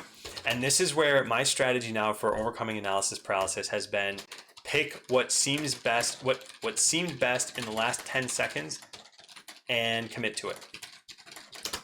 And this has worked swimmingly for me so far. So I highly suggest doing something like this. Now, what does this look like for you? This probably looks like pick a personal project that lets you demonstrate these skills in development and DevOps and go start it. And so you pick something and you're like, okay, DevOps, I wanna work with GitHub's whole stack of GitOps and GitHub Actions, and even maybe, I don't know, you tie it into a cloud platform or something and you work on Terraform and AWS. And so you're like, okay, I got my whole stack figured out now. Now what's my project? And maybe you come up with some superficial project, like I'm gonna clone Twitter, but just focus on the tweet timeline sort of thing. And there, now, cool. You got a project, you got a direction. Now you go do it. You learn a ton of stuff, and you don't look back at, well, what if I'd done it this way or something? Because those are the kinds of questions you can ask as you go. Yeah. Okay, yeah, sorry. Chair, I don't have a command for like what kind of chair I have, but it's a secret lab Omega. Oh, Kencomatics. Yeah, of course I remember you. Yeah, and now I see you've got a new name. Good to see you again. Yeah. Please do a whole blog on analysis process. I want to do that at some point, but it honestly just boils down to this. And so if I did a whole blog post, it'd be this, but expanded into maybe a paragraph. Okay, so next question. Out of 100 people invited for an on-site interview, how many get the job?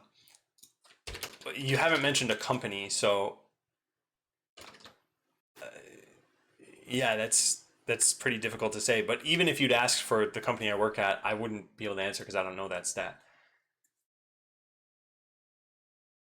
Yeah. So anyway, at a smaller company, I imagine that they don't have the resources to invite people on site. So when they've invited someone on site, chances are they're more likely to hire them than a company like Microsoft or Google, who will send a bunch of people on site and then not, of course, hire them all. So yeah, the percentage probably changes quite a bit there. Yeah, I don't have any light control stuff anymore. Silent Tree. And do I like this chair? I'm still kind of torn. I think I like my other chair better.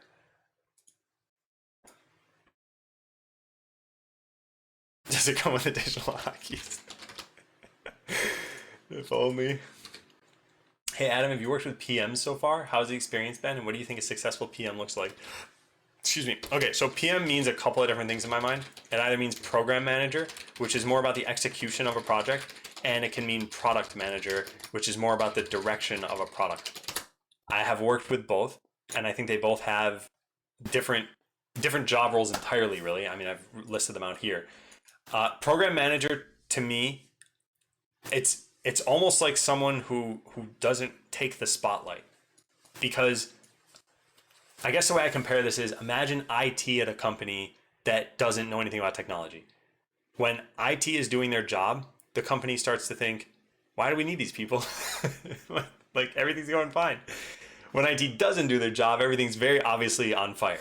And I think of that same sort of thing from program managers, where if they're doing their job well, you don't even know they're there or why they're doing their job. Basically, it's like a almost a thankless job, I guess. And I'm generalizing, of course. A product manager, I think, is much more apparent what they're doing.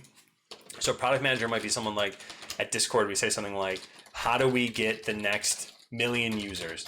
Or how do we fix, I don't know, feature X? I'm not going to be too specific about this. These are the kinds of things that a product manager kind of PM would be answering. So what does a successful person like this look like? I think there's a lot of ambiguity in this role, and it's like development. There's a lot of ambiguity there too, but cutting through it here involves different tools. So part of it is things like user studies. Part of it is product research. What do other people do? What's actually worked? What's the psychology of our users? There's so much more that goes into this, and I can't claim to be a good product manager. Of course, I think every developer who works on their own project has to take on many different hats, and so you're doing your own product management, but it's just very different. I hope this answers the question. If not, feel free to ask another one there. Went through this recently and picking my language to learn. I was looking at Python, Rust, and Golang, and I was so torn. I was in the middle of watching something on Golang and just said, yep, exactly. This completely exemplifies that whole, I have analysis paralysis, analyzing will not help anymore. Let me just pick, and you unparalyzed yourself. So excellent. And that's generally my advice too. I have a command, whoops. I have a command here about my advice on learning programming. And people always ask the same question, which programming language should I learn first? And my very succinct advice is, it does not matter whatsoever. Well, I guess it matters a tiny bit, but it's not as much as people think it matters. Hey, Journey. Yeah, a long time. What's my other chair? My other chair was some company I'd never even heard of. I don't know. Anyway, it was some other ergonomic chair that it wasn't kind of aimed at gamers, and so I think they cared more about like how do you feel in this chair. This chair isn't bad. It's just I guess I haven't like set up how my posture should be. So I keep leaning in the wrong way or putting one leg on top of the other one, and then I don't know. Anyway, I think it's kind of causing problems. You're like the Superman for Stack Overflow 6. Oh, I'm glad you're liking your Rengo.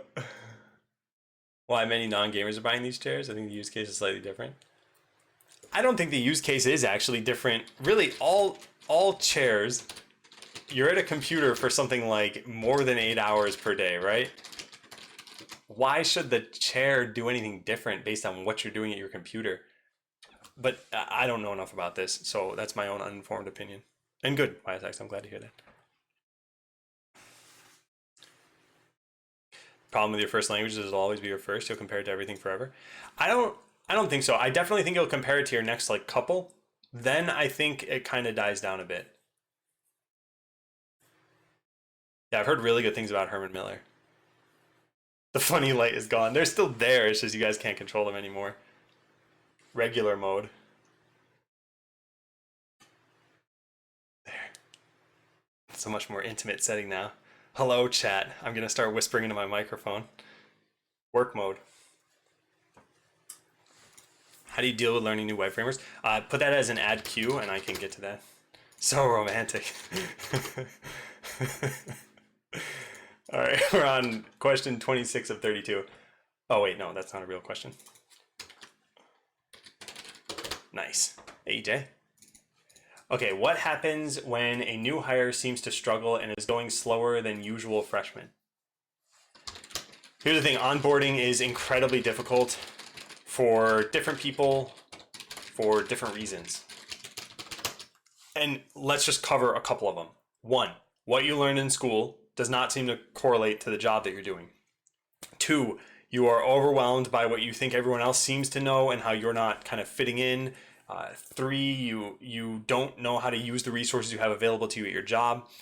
So what happens in this case? I can interpret this a couple different ways. What happens if someone's struggling and then no one does anything about it? That person has a bad time. They eventually leave the job or they get fired, and pretty much everybody loses. The person loses because they're not enjoying their job. The company loses because they don't have a productive employee. So what should happen? What should happen is that person should seek help and other people should provide help. And it starts with the person seeking help, ideally. Like, part of what you try to gain at any job in computer science fields, I think, is self-sufficiency. And you never fully get there. No man is an island is the saying. You'll still always need to involve other people. But when it comes to some small problems, try to solve them yourself first, right? So realizing you even have an issue, I think, is the first part of this. And then finding out what you can do about it. And those resources do exist. The fact that people made it from being a new hire to being a senior employee at your company is kind of proof that there is a path there, even if it's not the path you would necessarily be taking. So yeah, my advice to people is at the beginning, it's like always ask questions, involve your coworkers, and don't ever feel guilt for not knowing something. I should say not knowing something at first. I guess if you've asked a question 10 times and gotten 10 answers, and then you ask an 11th time, at that point, maybe you should probably know it. So yeah, use the resources you have and recognize that nothing's really like your fault at the beginning. If you're 2 weeks into the job and you don't know how to do your job, that's not a reflection on you. That's probably a reflection on the company. 12 times the charm, though, yeah. No one's ever asked a question 12 times and not known the answer. The whole learning thing was something a lot of people seem to enjoy, and this Q&A format seems to be something people get value from and you enjoy. Have you considered lecturing on Twitch? Obviously, there'd be a load of prep time on your end. Not sure how realistic it is. You know, Funky Monkey, I appreciate you analyzing this. Have I thought of lecturing on Twitch? No, I haven't.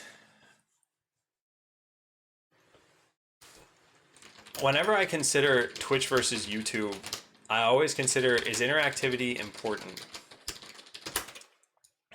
And so a lecture I always think of as people would be here, and it being live would probably give you a different feeling to it. But if it's not interactive, it probably doesn't benefit from me being on Twitch.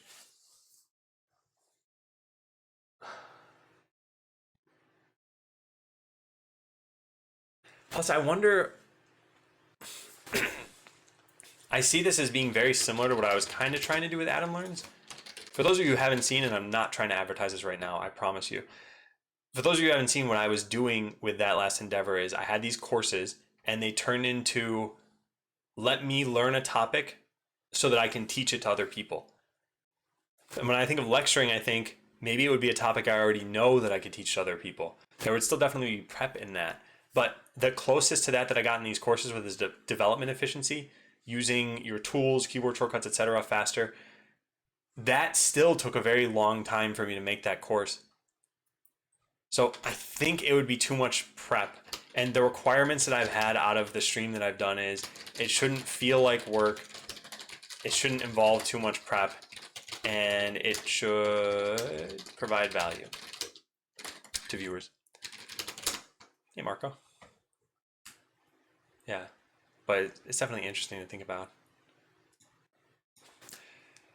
Okay, let's see where we are on the stream. So it's been an hour and 36 minutes, and I think we are at there are 5 questions remaining. So here's what I'm gonna do. I'm gonna say still feel free to ask any questions, talk about things. I will try to go for some amount of time less than 90 minutes. So we still have plenty of time. Did the bot choke and not add your question? Let me take a look. I am not sure. Actually, yeah, it does look like it choked, right? Added 35, not 34. Yeah, strange. Yeah, try it again, Rambo. And if not, then I'll just add the question and do that. Yeah, there we go. Okay, yeah, sorry about that, Rambo. Sorry I had to do that again. Okay, let's get the next question. Yeah, good for you for realizing that, though, by the way. Although I wouldn't have minded you asking it again. So how do you calculate these hours into your work hour life? Learning new things versus the job hours. Here's what I think. I look at any time I spend and think, would I have done this if I wasn't working? If no, then it was a work hour. So for example, let's say there's an 8-hour day and all I spent that time doing was learning technology X. That is very likely a work day. Now you have deliverables at work. So if you only had days where you were learning for long enough, you wouldn't be delivering on any tasks. So that's where you come into a priority system of, okay, I have to learn this in order to do my job. When do I transition from the learning portion to the doing portion? About that. Not that kind of control C. So yeah, I don't tend to, like if I don't know something, if I end up just handling code reviews or emails, I still consider that all work time. And at the end of the day, you only have so many hours you can spend being productive. So at best, for most people, in some completely made up idealistic world, you'd have 16 hours of productivity and 8 hours of sleep. Obviously, it does not work that way at all in reality. So you maybe have like 6 hours a day of productivity, maybe plus or minus like 2. But I don't think people working 12 hours a day are productive for 12 hours of time. And if they are, then it's for some task that just does not involve the mentally draining aspects that I associate with computer science. So for example, could I do 12 hours of answering emails? Like probably, I'd probably go crazy, but yeah, that's the kind of work I could probably keep up with. Could I do 12 hours of coding? Yeah, maybe once in a while or something. But could I do that consistently? Could I do 12 hours of like design work or something? No. And even this is very questionable. So yeah, that all plays into this. Okay, next. Do you have a separate room for your work stuff? So no, this is the room I use for everything. Our house is not very big. We have the master bedroom. We have this room, which is the guest bedroom, hence why there's a bed in the background. Let me move out in the correct way there. And then this is also the office. And then we have the downstairs stuff, so kitchen, living room.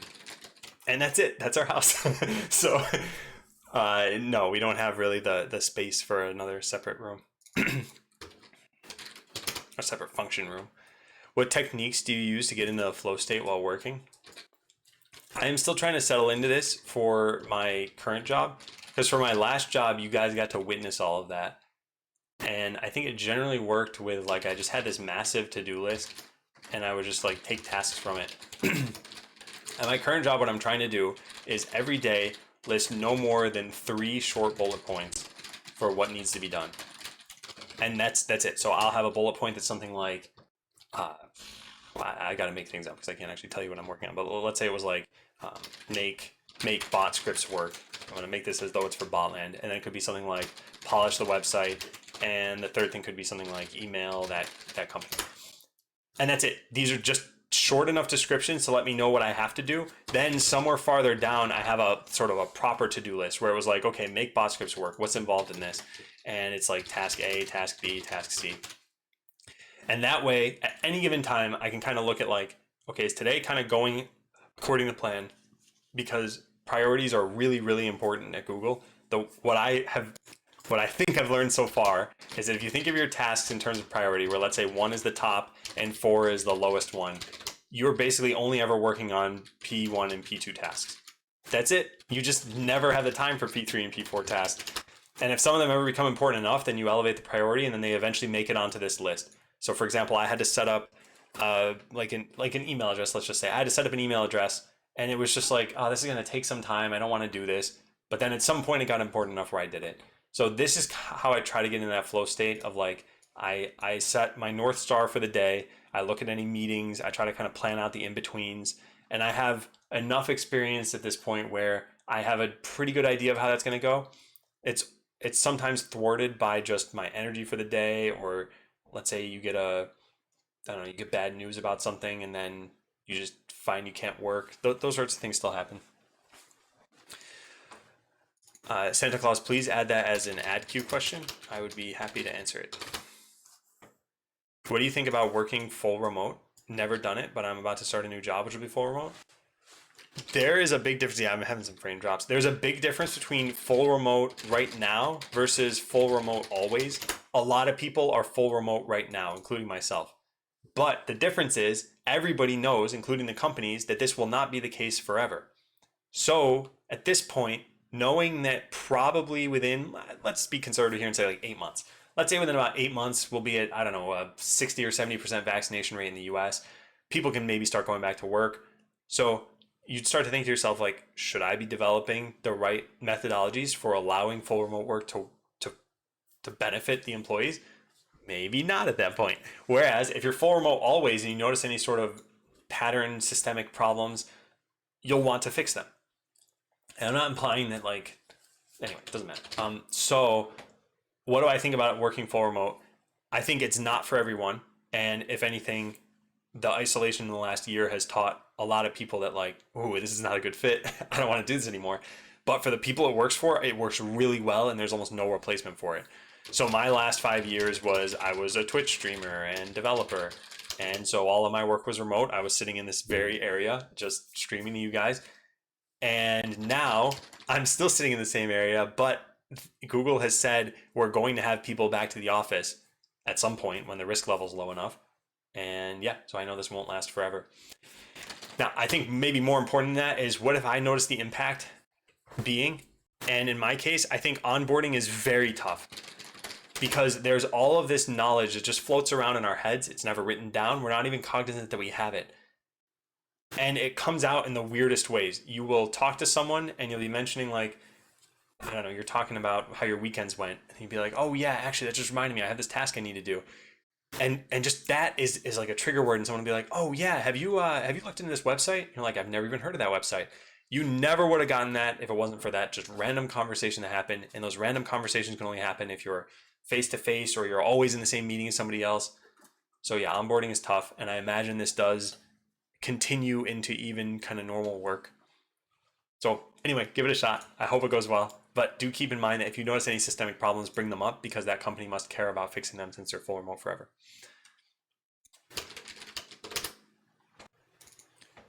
Okay.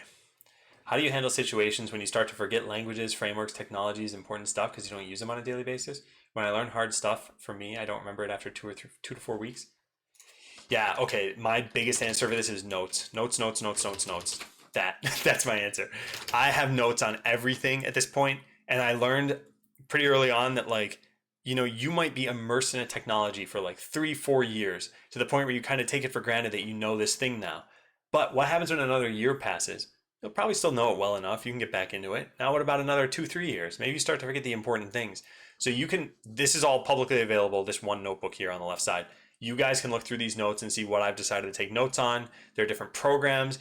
I learned this yesterday, in fact, and I wrote it down. There's an app I can get on my phone that I can use to control Fruity Loop Studio. So I have this app and this open here, and I could press a button over here and it would do something on my on this version of the program. I thought that was worth taking a note about because maybe I forget about that, and this is super convenient. So yeah, there's all this sort of stuff. Notes are definitely the answer to this. Now, if you find that you're not learning those things, like even for those 2 to 4 weeks, you're like, I just have no clue. It might be that you're trying to learn too much stuff at once. Might be.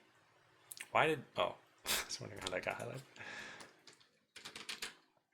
Started in January for a company, been tough just to get access to everything. Yeah. At this point, Hexadona, I would say it's been whatever, let's say 8 months since, or 9 months or 10 since they probably had to have people work remote. So those sorts of things I feel should have been ironed out, but it all depends on how many people they had go through the system. Yeah, more hotkeys. Press all the buttons. So here's the thing. I don't know what's actually here, and even if I press them, I guess you guys wouldn't be able to hear anything. But let me show you a brief example. I made a special layout. How do I find this? Okay, there. I made one that just has literally 2 buttons. So when I press this, it's not doing anything. Oh, I gotta hit the play button. Oh, whoops. Okay, yeah. So when I press the green button, you can see it hit the play button, and when I hit the red one, it stops. And that's it. I mean, it works like you'd expect. But there, now you have the satisfaction of me having pressed the buttons.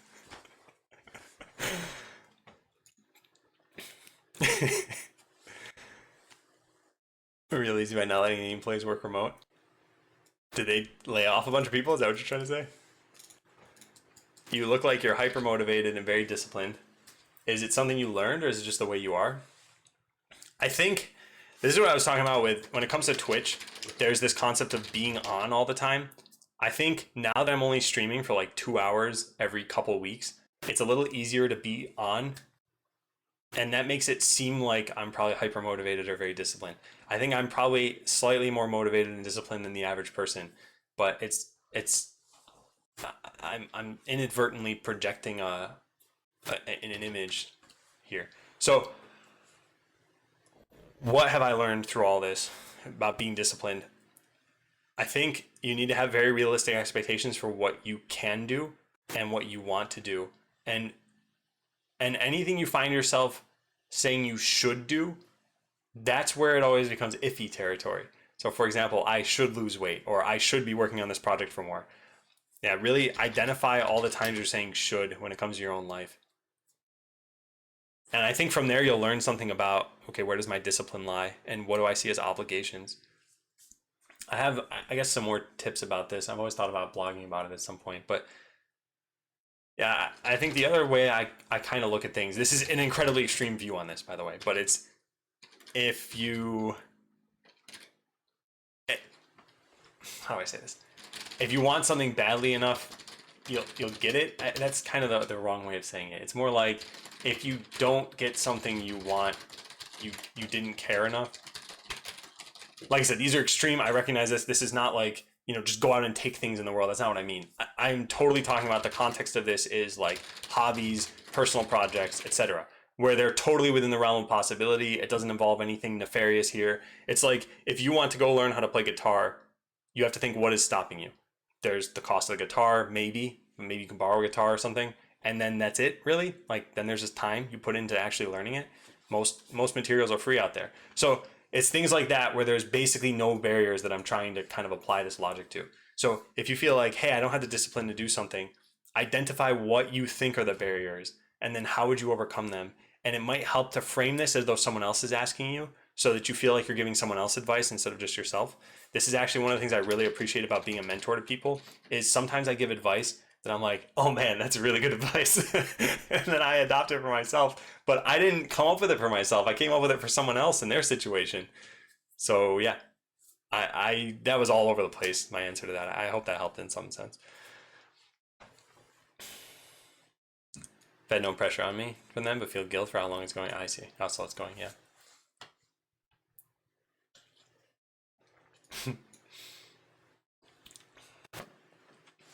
Google really making some cutting edge apps.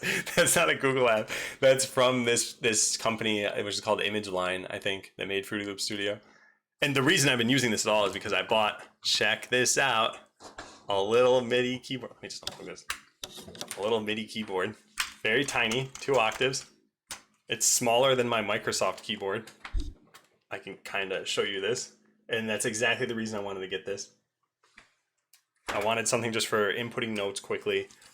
I want to get better at composition. It's another one of those things where I felt like, well, I've always wanted to do this in my life. I'm not actually allocating the time. Let me try to allocate some time to it. Going to the office like a pandemic. Oh, I see what you're saying. Oh, I thought that was a euphemism for getting laid off. Oh, that is bad. It's like a 6% infection rate. If you do blog about that, notify about motivation and discipline. I'll write that down.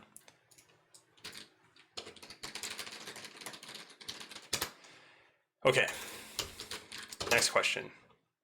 Okay, so I find that my explanations and communication can, I'm assuming, become convoluted and somewhat cumbersome to follow. How would you advise unentangling communication with those I'm working with for efficient communication? Okay, this is not easy to do, but I'll start with the advice, which is put yourself in the shoes of your audience. And more specifically, it's what do they know? What do they want to know? And then from there, you kind of plot a path.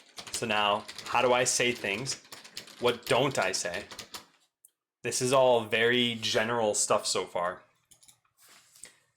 So if your explanations are convoluted, the way I kind of look at it. Oh, and I guess there's one other thing you need to do is make sure you know what you're talking about, I guess. So let's say I try to explain how a rocket goes into space.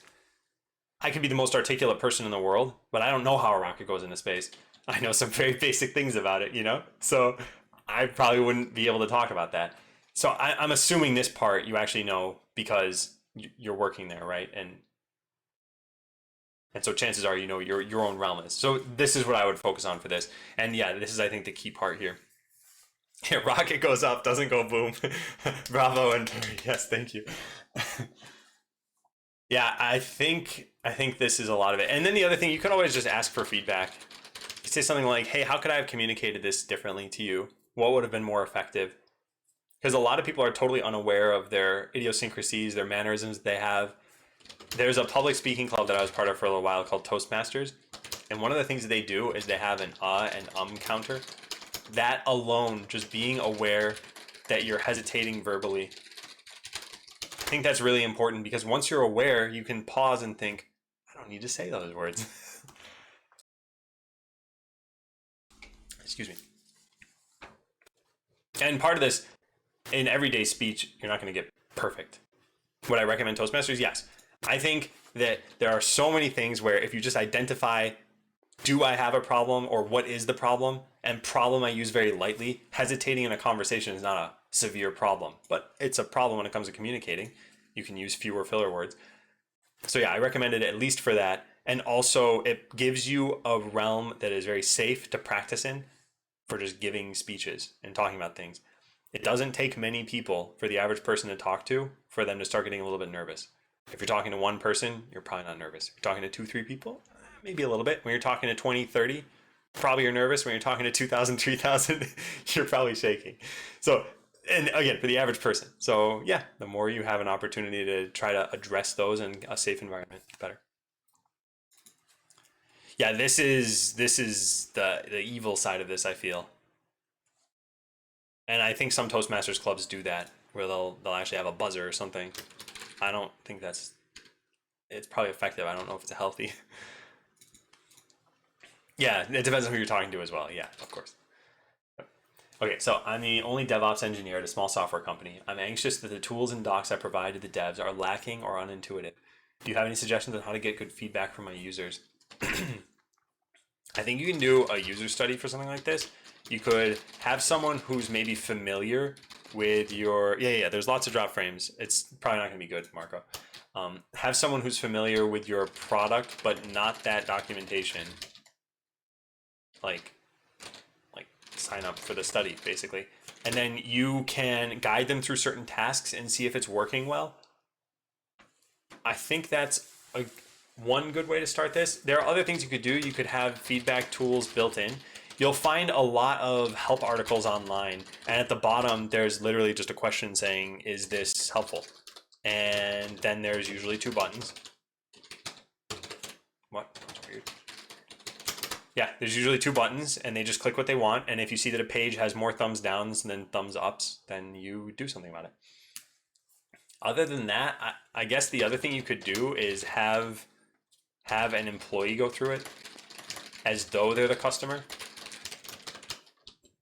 I think this is really good too, because sometimes you don't realize every time you go to update documentation, you look at like the 1 paragraph. It's like updating a line of code where there's some condition here and there's a comment saying something about the condition. And then you go and you edit the code, and now it's something like this. And you check this in, and you never updated the comment now that there's a different condition. People do that a lot with documentation, where they go in and they kind of surgically update parts of this.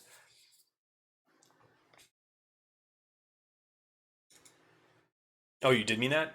Devs at your own company? Yeah, then this is even easier. Yeah. Literally just say, hey, it'd be really beneficial if I could have a developer over here for like half an hour. Can we sit down and sorry, I ramble. I had misinterpreted this stuff. The other thing you can do is you could just send out an email at that point. You can just say something like, can people provide their unfiltered opinions on this? Maybe like a Google form or something like that, a survey, some anonymous thing that they can just respond to. Yeah. So I think that's a much easier path if they're people you know and work with or could know. How are you surviving onboarding from home? What are problematic points? The most difficult parts of onboarding for me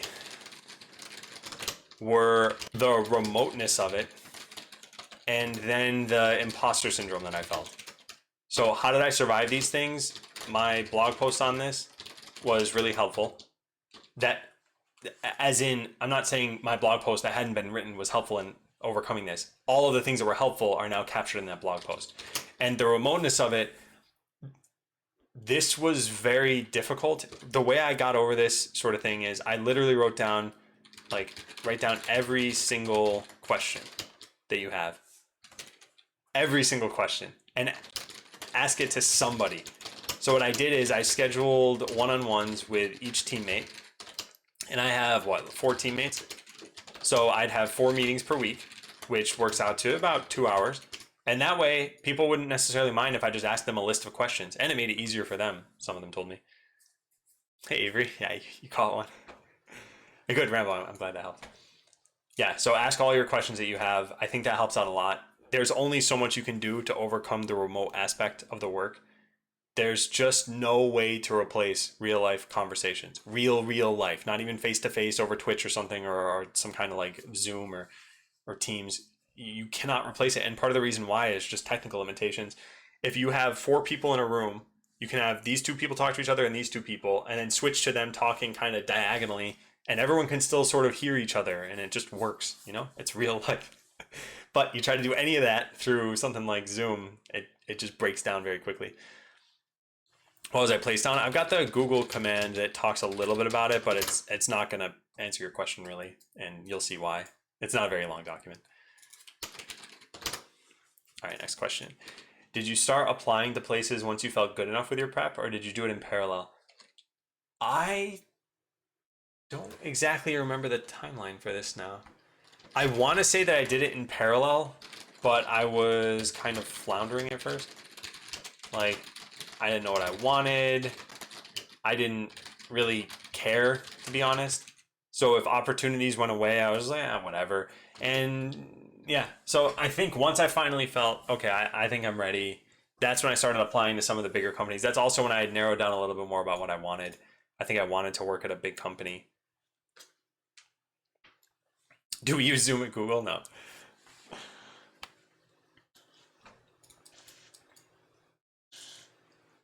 Have you considered a home lab?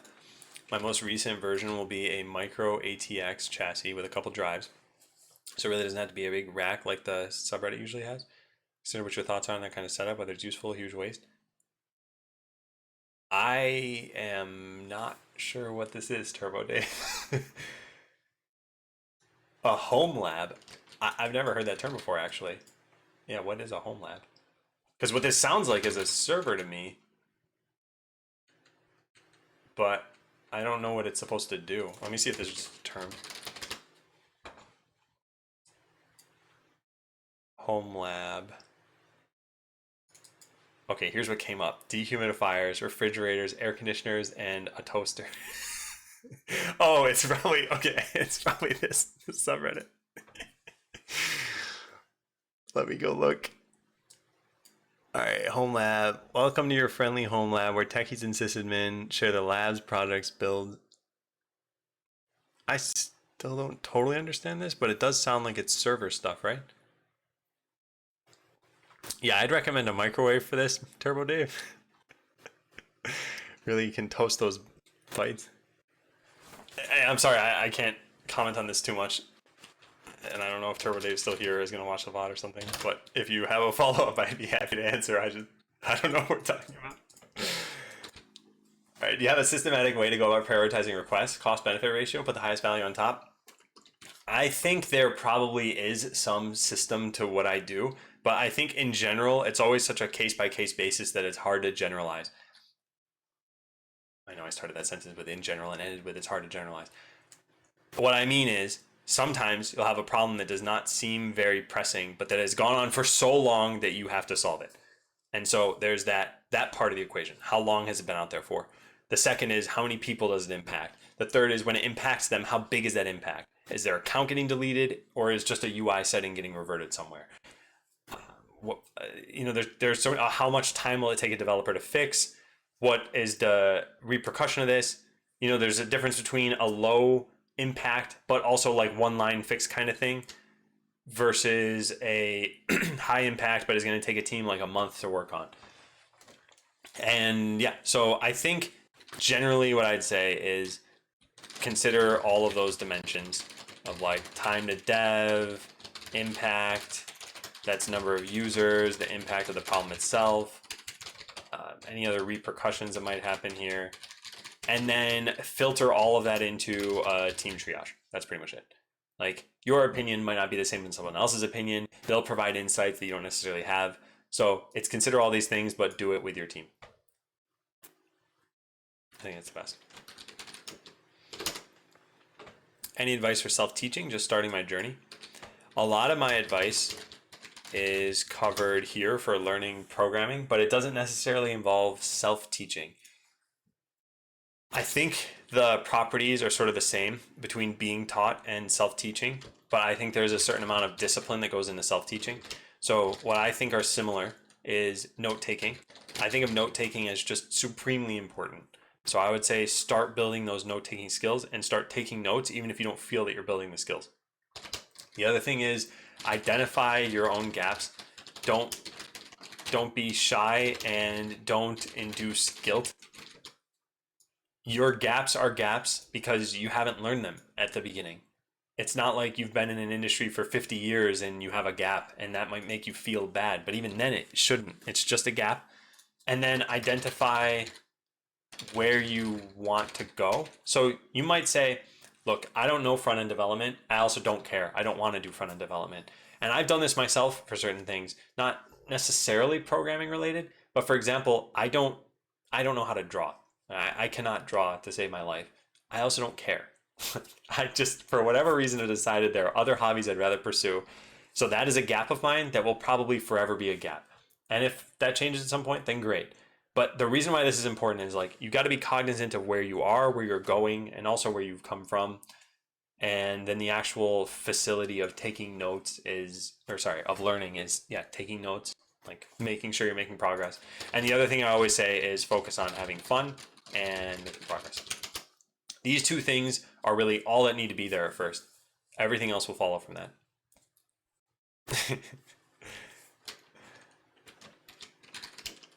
Okay. My company has its own bespoke training platform for its specific use cases, but I don't think it'll help my general ability of being yep. Do you recommend I focus on this bespoke training to get better at my current job, or ditch it and use something like Pluralsight? This is challenging because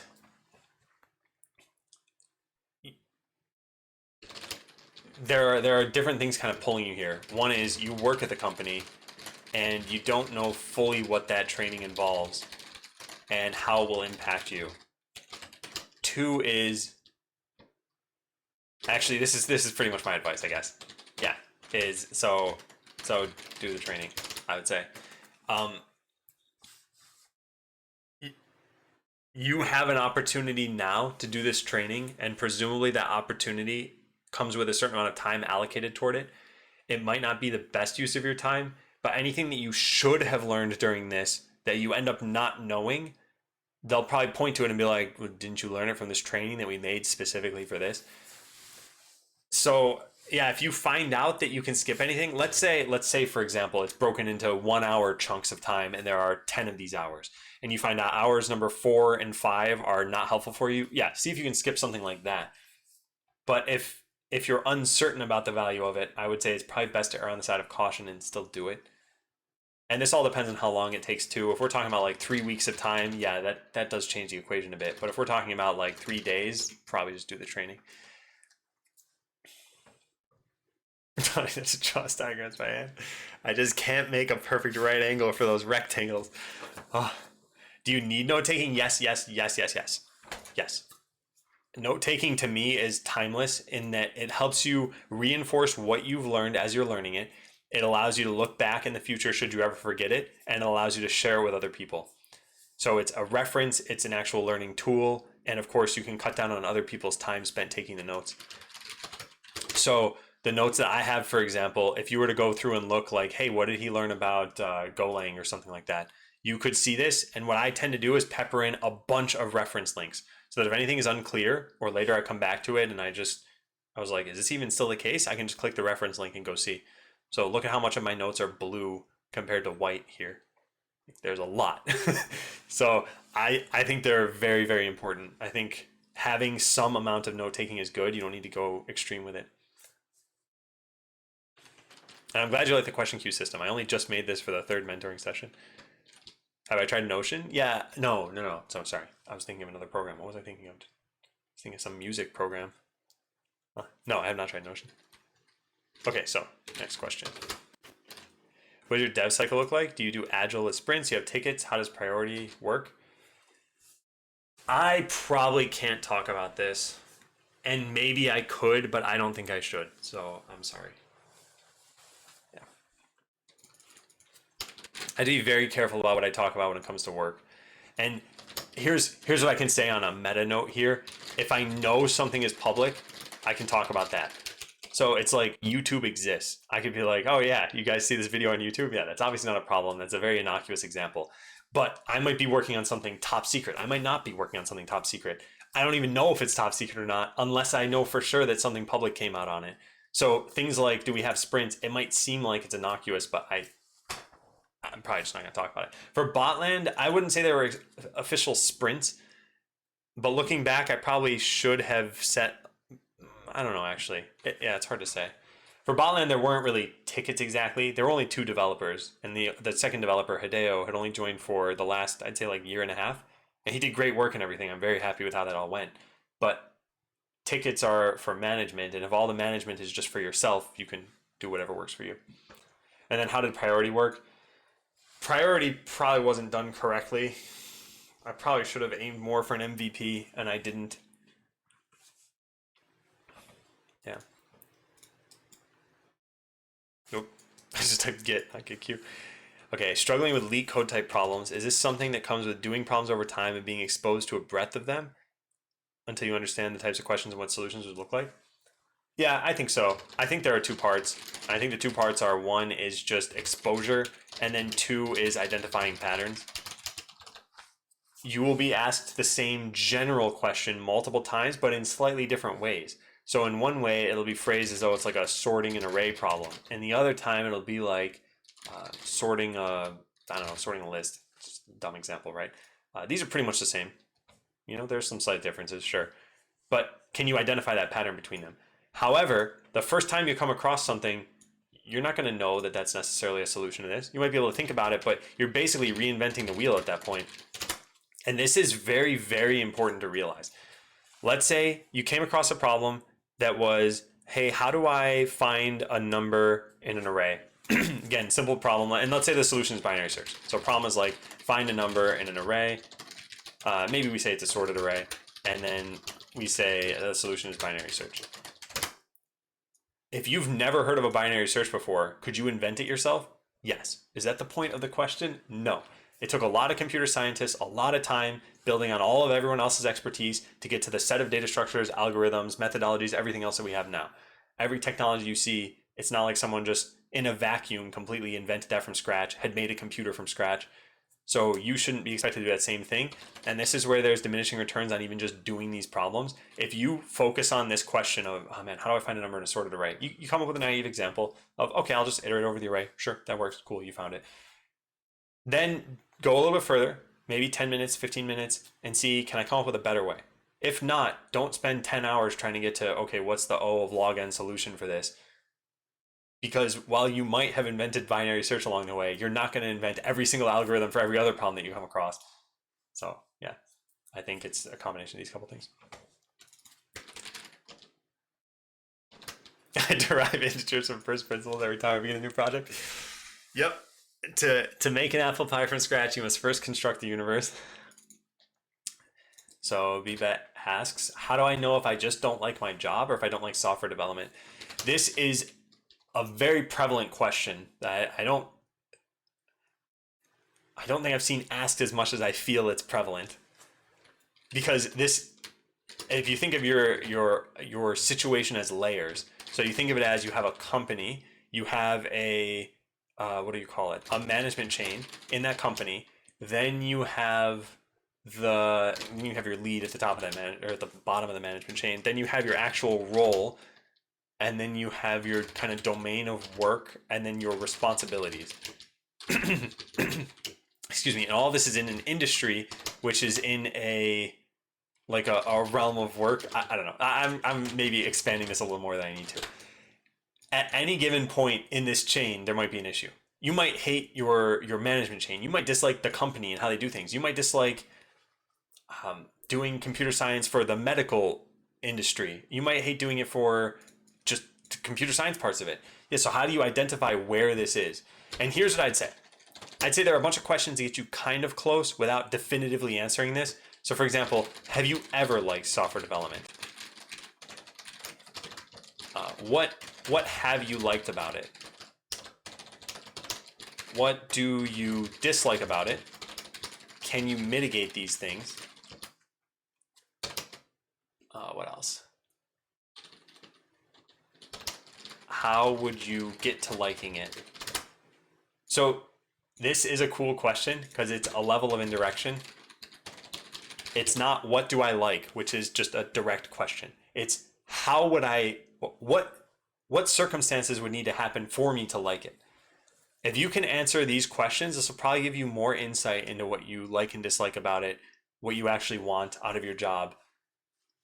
I tend to think that people who go into software development generally like the development part, but there's so much more. I phrased that wrong. They generally like the programming or the coding part, but development is everything. It's the documentation, it's the maintenance, it's the deployments, it's the security and privacy reviews you got to do. It's legal, it's maybe marketing in the business aspect, it's product management, it's all of this stuff. This is what goes into making a product for big software companies. And you might hate this, and really like this, and yeah. So how can you determine that you don't like it? And so it's fair to say, okay, well, what I was asking about is the everything. I don't like these parts of it, so should I be doing this job? And what I would say is there's probably a fit where you don't need to focus on the things you don't like, which is why this question becomes very important. How would you get to liking it? And maybe you say, well, if I could cut out the maintenance of it, if I could cut out these other things, and then, okay, maybe that turns out, well, a research job would be great. Maybe there's no maintenance for that. or maybe you, I don't know, you stop your career progression at a certain point where you're kind of just being handed tasks to develop.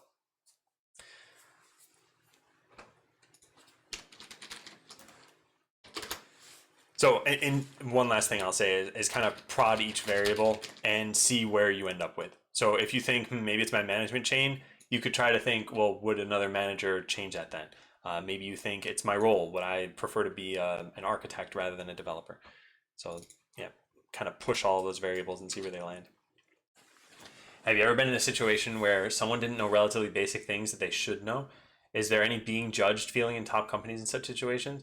Like asking someone a common thing might get you into problems. I don't think so too much. I always bring this up with the Andy Dwyer meme of, at this point I don't know and I'm too afraid to ask about it. If that's happening to you, you should ask about it. Because which is worse? Not knowing this thing that your job might potentially depend on, or the momentary embarrassment you might feel about asking someone. And I say might feel because that person hopefully won't be judgmental. But I think what underscores all of this at the bottom of this is a team culture of respect is very important. So if you're asking someone a question like, what an idiot, like, I can't believe you'd ask that, how have you been doing your job? That is not a team culture of respect. And that's something that is a completely different problem that would need to be fostered. But a team of respectful individuals is not going to shame you for not knowing something. And the flip side of that we should be very, very aware of is that we shouldn't instill these feelings in other people. If someone asks you something just purely seeking knowledge and you're like, well, that's a dumb question, how do you think they're going to feel coming back to you in the future to ask you a question? Like, probably not great. And so this is where I try to be aware of, like, let's say someone had a really, I don't know, just like funny laugh and you ended up laughing at it or mocking it, they probably won't want to laugh around you as much anymore. I'm generalizing. There are people, of course, who would be fine with it. But this is a very sensitive area. Someone's being vulnerable and showing you that, hey, I don't know this thing and I respect you enough to think that you know it. Can you help me with this? So yeah, be careful about that. Kind of on both ways. And I'd say very junior engineers sometimes get in this habit of, hey, I went to the vending machine and pushed a button and got a candy. Now I should just keep pushing that button. It's like every time you ask a question, they're giving you a tool or an avenue toward your next step in the process. You shouldn't just go keep pushing that button of asking them questions. That's exactly how it works, I'm Barry. This was probably asked before, but during a typical workday, how much time do you actually spend between coding, meetings, etc.? This varies so much based on the product life cycle that it's hard for me to say exactly.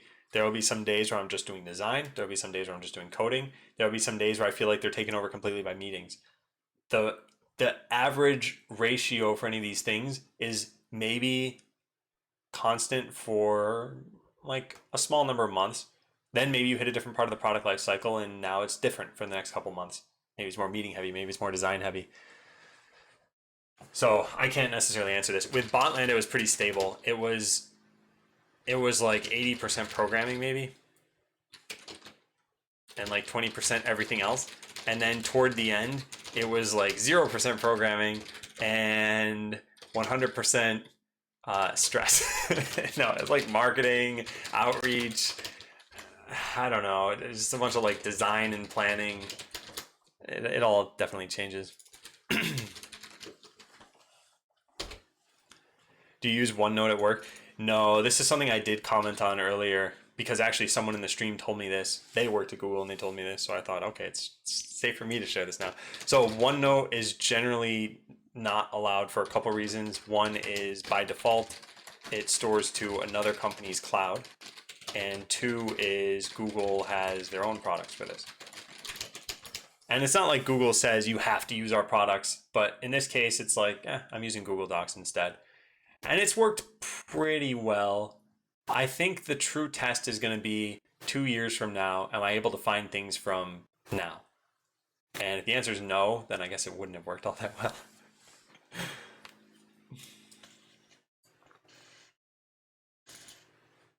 Okay, hey Adam, thanks for the stream. You're welcome. What would you advise for an alternative to game dev? Currently doing web dev, but got into programming because of game dev, but obviously known for not being the most stable industry. As an alternative to game dev, it sounds like you're talking about for a career. So first of all, I'd say there's no alternative from a personal what's the satisfaction perspective. From this perspective, it's like you got into this because you liked it. So you should continue to do it if you can. As far as the industry goes, yeah, I think someone, I heard this from someone recently. He said, something like, people will flock to jobs driven by passion because passion is common. So an industry knowing this might exploit that, abuse it a little bit, and that's a problem in itself. But you're probably not going to change an industry level problem if you're, I don't know, if you're just one person in this fight, sort of. So anyway, an alternative for it, I think, from the point of view of forming a career, I think there are probably some ways you can get kind of close. So maybe working on a game engine, maybe working on a game platform, something like Steam, maybe something like what else? I mean, I'm not trying to just come up with examples like Steam, Epic, Itch, those sorts of things. I'm trying to come up with like what else would be kind of a game platform, maybe like that, an app store, that sort of thing. That's sort of similar, I suppose. And maybe something related to games. So something like a Twitch kind of product, I don't know. Yeah, something along these. So basically, like, if games are here, expand the circle out a little bit to what's related to that. Game engines, platforms, websites, esports, etc., etc. And then maybe those will give you enough of a boost. And then if you expand that platform out a little bit longer, then you get to things that are like platforms for the platforms. So you might think of like, yeah, web dev, which you said you're already in, maybe like infrastructure for those things, maybe some kind of tooling. I think that's where you'd kind of get to. Are you referring to OneNote 365? I don't think so, because even this version that I'm using saves to the cloud. But I guess that's just by default. I guess you could stop that, because I think I could save my notebooks anywhere. But anyway, I think it's still advised that you don't use these at Google. Love your gaming streams? I haven't done gaming streams in forever. I actually didn't love my own gaming streams. I typically play games to be relaxed or to dominate the competition. I haven't done the second kind in a long time. But back when I played Smash more regularly, I was very competitive. So, well, I don't find it relaxing really to play games on stream generally. Oh, will this be available later? Yes, it will be. Here's my YouTube channel.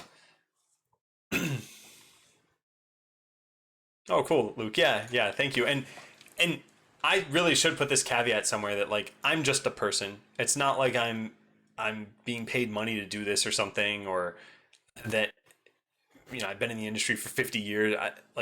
I'm just someone who, if I can provide some advice, then great. And if not, then I guess take everything with a grain of salt.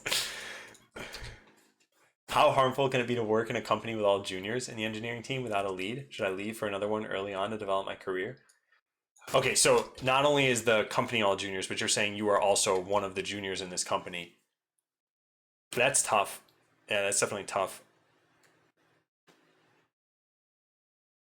So my gut feeling is, should you leave for another company early on? I don't think you need to do that immediately. I think you should keep an eye out. But I think in general, it's maybe do what you can to make sure people are steering in the right direction. And then I would also say maybe like try to encourage whoever has the decision making ability to hire more senior people, because this tends to be a problem. Any lopsidedness is usually a problem. I'm not saying it's just junior people. If you had all senior people, that's also a problem. Because then who's the new lifeblood of your company? How do you pass off this work? How do you make sure there are certain opportunities? I think every company needs a good mix of seniority levels. So I would definitely push on this a little bit. And yeah, keep an eye out for a new job. But I wouldn't say steer there immediately. I think the gauge for this is, are you still learning, and how invested are you? So if you really care about this company, having a bunch of junior developers, you might feel like, oh man, they're making a mistake. This won't be an opportunity in 2 years. And like, that's fine. That doesn't necessarily go against that you're learning and that you're still getting something out of it. So like, are you getting a benefit right now? Very relaxing way to spend a Saturday morning. Nice. I'm glad, Mr. Certainly. Yeah, we're all just people. We all got insight. I guess what I meant is there are professionals who probably also do what I'm doing, and I don't want to be confused with someone who is definitely in a position of a little bit more authority here. Left a major software dev company just 1 year into things for multiple reasons. Best move I could have made at the time. Yeah, I got to say my own personal experience. I was at Microsoft for 3.5 years, and I was in a role called SDET, which the T is for test. I was a developer in testing. I did not like that role. Did I? I was not bitter about Microsoft at all at the end of this. I still think it's a great company to work for. I think they've got a lot of opportunities. It's just this little T was the problem for me.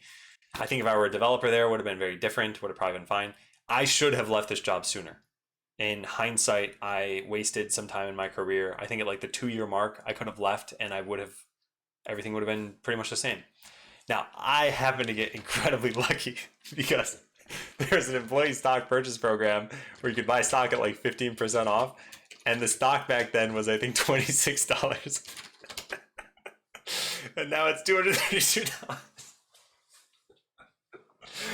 I didn't get a ton of it, but still, that level of growth just cracks me up. I have no investment expertise. I just happen to invest in the one stock that was given to me. I'm not saying I'm rich or anything either. Like I said, I did not buy a lot. You can only get a 15% off for up to a certain amount of whatever your salary was. But I still find that funny. So you're a senior software engineer or whatever you call it? Yeah. Like a senior software engineer, I'd say.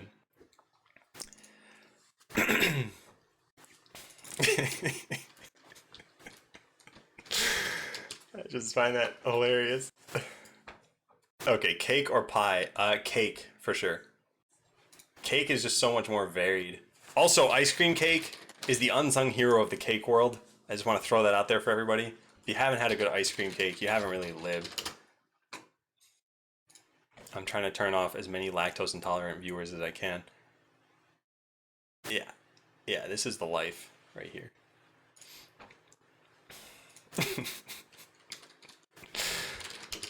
Okay, let me did you go to this? How do you deal with a product owner that isn't helping to get accurate requirements? This is incredibly tough. Incredibly tough. And so when I think of like what are your routes here that you have access to, it's probably their leadership chain. And most likely it's just their immediate lead. And sometimes they're complicit in what's going on, knowingly or unknowingly. So that's where I would probably start. Actually, that's not necessarily where I'd start. The other route is just direct feedback. Some people are just unaware of what's going on or what you might find helpful. And what I always try to say here is approach them as kind of, what's the word? Unaggressively as possible. So unaggressive approach here. Make sure there's nothing to kind of trigger them, to get them upset.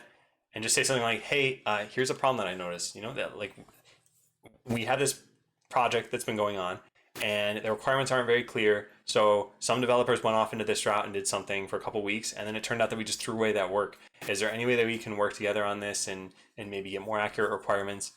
If you approach them like that, it might be like, okay, they're not saying I'm the person at fault for this. They're trying to understand. And by having that approach, they might be more willing to work with you and say, I didn't realize this was an issue, or here's why this stuff is happening. Maybe it's inevitable, or I need more resources. You might find out any number of things. So I would start with one of these depending on what I know about the person. If they seem like they're open to feedback, I think this is sort of the most mature approach. And then if they kind of fumble the ball on that and you still feel strongly about it, going to the leadership chain, talking about it, beyond that, it becomes very difficult. Then you start talking about like, okay, talk with the team meetings, talk about higher up in the leadership chain than just their direct lead. So yeah, hopefully that helps a bit. Remember when Adam was going to pay mods in ice cream? To date, no mod has been paid. Oh, no mod that you know of, been paid. Maybe it was all mods except for you. Wasn't that good? I actually haven't had ice cream cake in a while too. My favorite cake, I should have said this, is a cookie cake. This is the best. It's just a big cookie, but it's got frosting on it. Pretty good. Hey T-Bot. Since I joined Google, the stock price has almost doubled, so my options have also doubled. No investment expertise. Yeah, see, exactly. This is here's the best financial advice you could ever have in your entire life. So pay close attention to these two words. Be lucky. That's it. Don't be unlucky are the three words I'd add if you really want more advice. If you're my team leader, I'd be motivated to work extra hard. Well, thank you, Flight. Yeah, this is. I don't say this to pat myself on the back. I think I have some properties of what would make for a good manager. I just don't know if I'd ever want to do that. And part of me wants to try it, but not get locked into it. And I don't know how I would do that. Postmating all ice cream cake. It's looking that way right now. Actually, there was a cake. We went to a bakery the other day, and they had something called banana brulee, which I've never heard of before. And immediately I thought, I need to have that at some point in my life. But all they were selling was the full cake, not just slices. Does all mean I had to ban myself? What do you think about working in a group in university projects? That is really new for everyone in terms of technologies and environment, and they don't put effort in it. Should I just go for it and do 80% of all the work by myself? This is, okay, this is pretty common, I think. Group projects just kind of suck in general. I think that's the default setting, and that when you find something that doesn't suck, then it's the exception to it. So I think talking what you said, speak with them and the professor, that is the best route. This is like bonus points. You've done the right thing. You've talked to them, you talked to the professor, you found out kind of where the issues are. This part about it being new for everyone, that's pretty common because chances are the project is for you to learn something. And because you're there, because you're students, you don't already know the thing. And then, yeah, not putting effort into it, it's very easy to let it kind of fall on other people. So in this case, you could kind of maybe like assume a leadership role. Again, I always say to do this unoffensively. Don't be like, okay, I'm the leader now and here's why. It's more like, hey, could we get together every Saturday to talk about what our progress is, assign tasks, kind of follow up. This is sort of like what a sprint model is. You could apply that same methodology here. You could say, what are the tasks to do? And then assign them to people. And then have progress follow-ups. And say like, what are your barriers? And then figure out like, how can everyone else help? Part of the issue with this is even just by assuming the leadership role, you're already taking on slightly more responsibility. But this sort of needs to exist, and group projects in university, I think, tend not to have them. So it's a bunch of people who are like, well, what do you think? What do you think? I don't know. What do you think? And it's like, well, someone's got to step up. Someone's got to do that task. So I would say try to aim toward this if you can. And like I said, it'll seem like a little bit more responsibility, but it won't seem like 80% of the work. Well, if you have an inflatable band hammer, everything's going to look like an inflatable nail to you. A nail with no air, so you won't ever need to ban anybody. I found it difficult in my industry to move back out of management. I've heard this from several people now. And that even if it's not difficult for industry reasons, it's difficult for perception reasons because you feel like the ICs I'm managing are doing a better job than I would do as an IC because you've been a manager for that amount of time. And yeah, that's one of my worries that I'd have. With that said, I think for the next year or two, I'm going to try to aim for just the next level of being just an individual contributor. But management is that sort of like tempting side of things where I think, well, what if I was really good at it and it was just a natural fit and I could meet all my goals? But I don't know. Yeah. Part of the other thing I thought about is this is a weird sentence to say. As a manager, it's probably harder to do IC work than it is for an IC to try to do management work.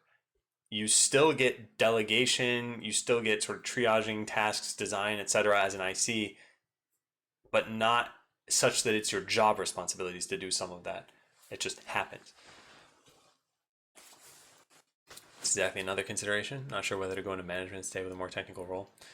Yeah, and it's very personal. I think there are people who like being managers and can kind of work within that. Something I think that complicates this whole situation is, what did you get used to?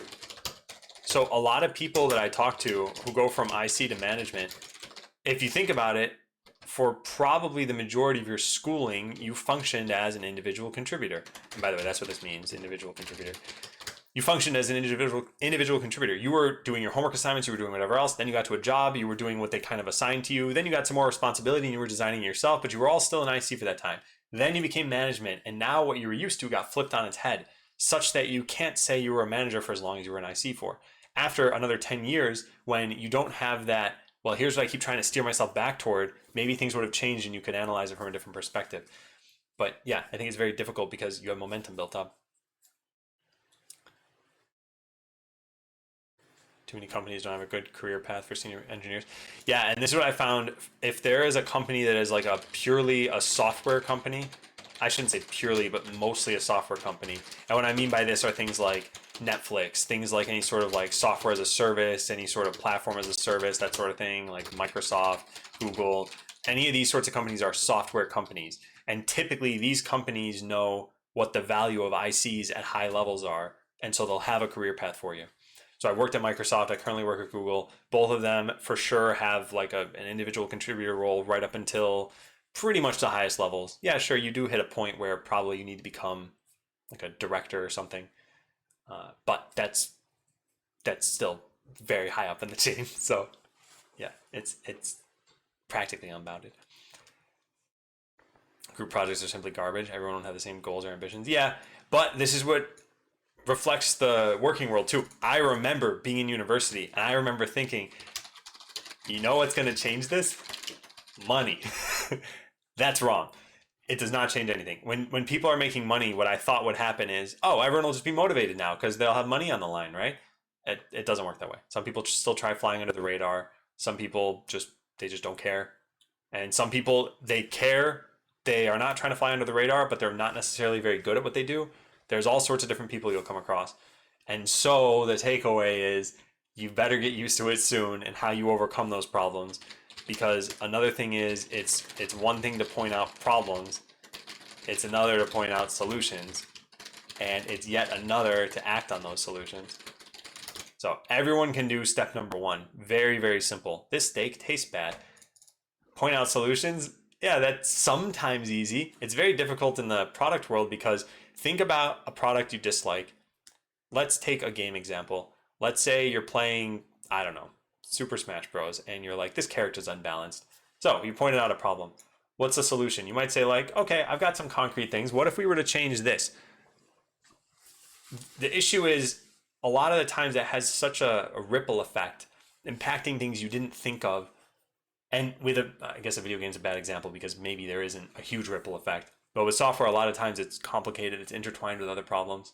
And then to actually act on those solutions is another like, okay, well now we gotta design, plan, allocate resources to this, go develop it, maintain it. And we're talking about like 2 months at that point. You might just think, yeah, someone else will do it. So yeah, the sooner you get used to how this stuff works, I think the better. And you'll be better equipped to solve those problems yourself in the future.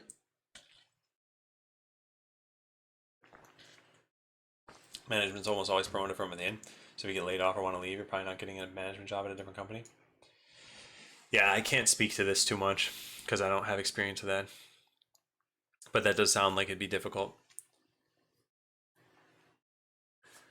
Personally work like that, but sometimes people just don't want to put time on finding a solution. I have to step up. Yeah. Yeah.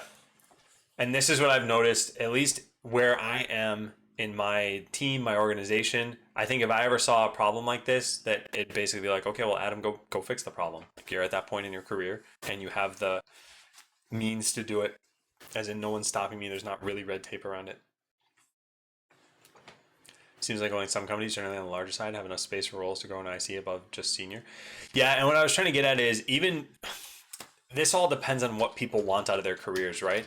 And so senior engineer in general, I would say has enough kind of breadth opportunities, enough depth opportunities. Generally I'll say like the compensation is generally pretty good.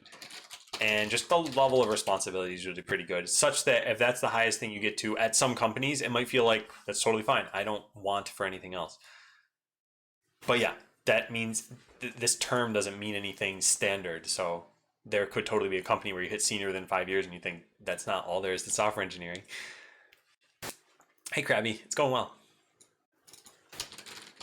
Okay. Did I ever publish a botland music?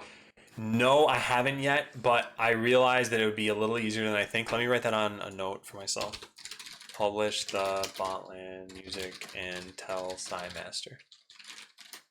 Yeah, I could probably do this in the next couple weeks, maybe.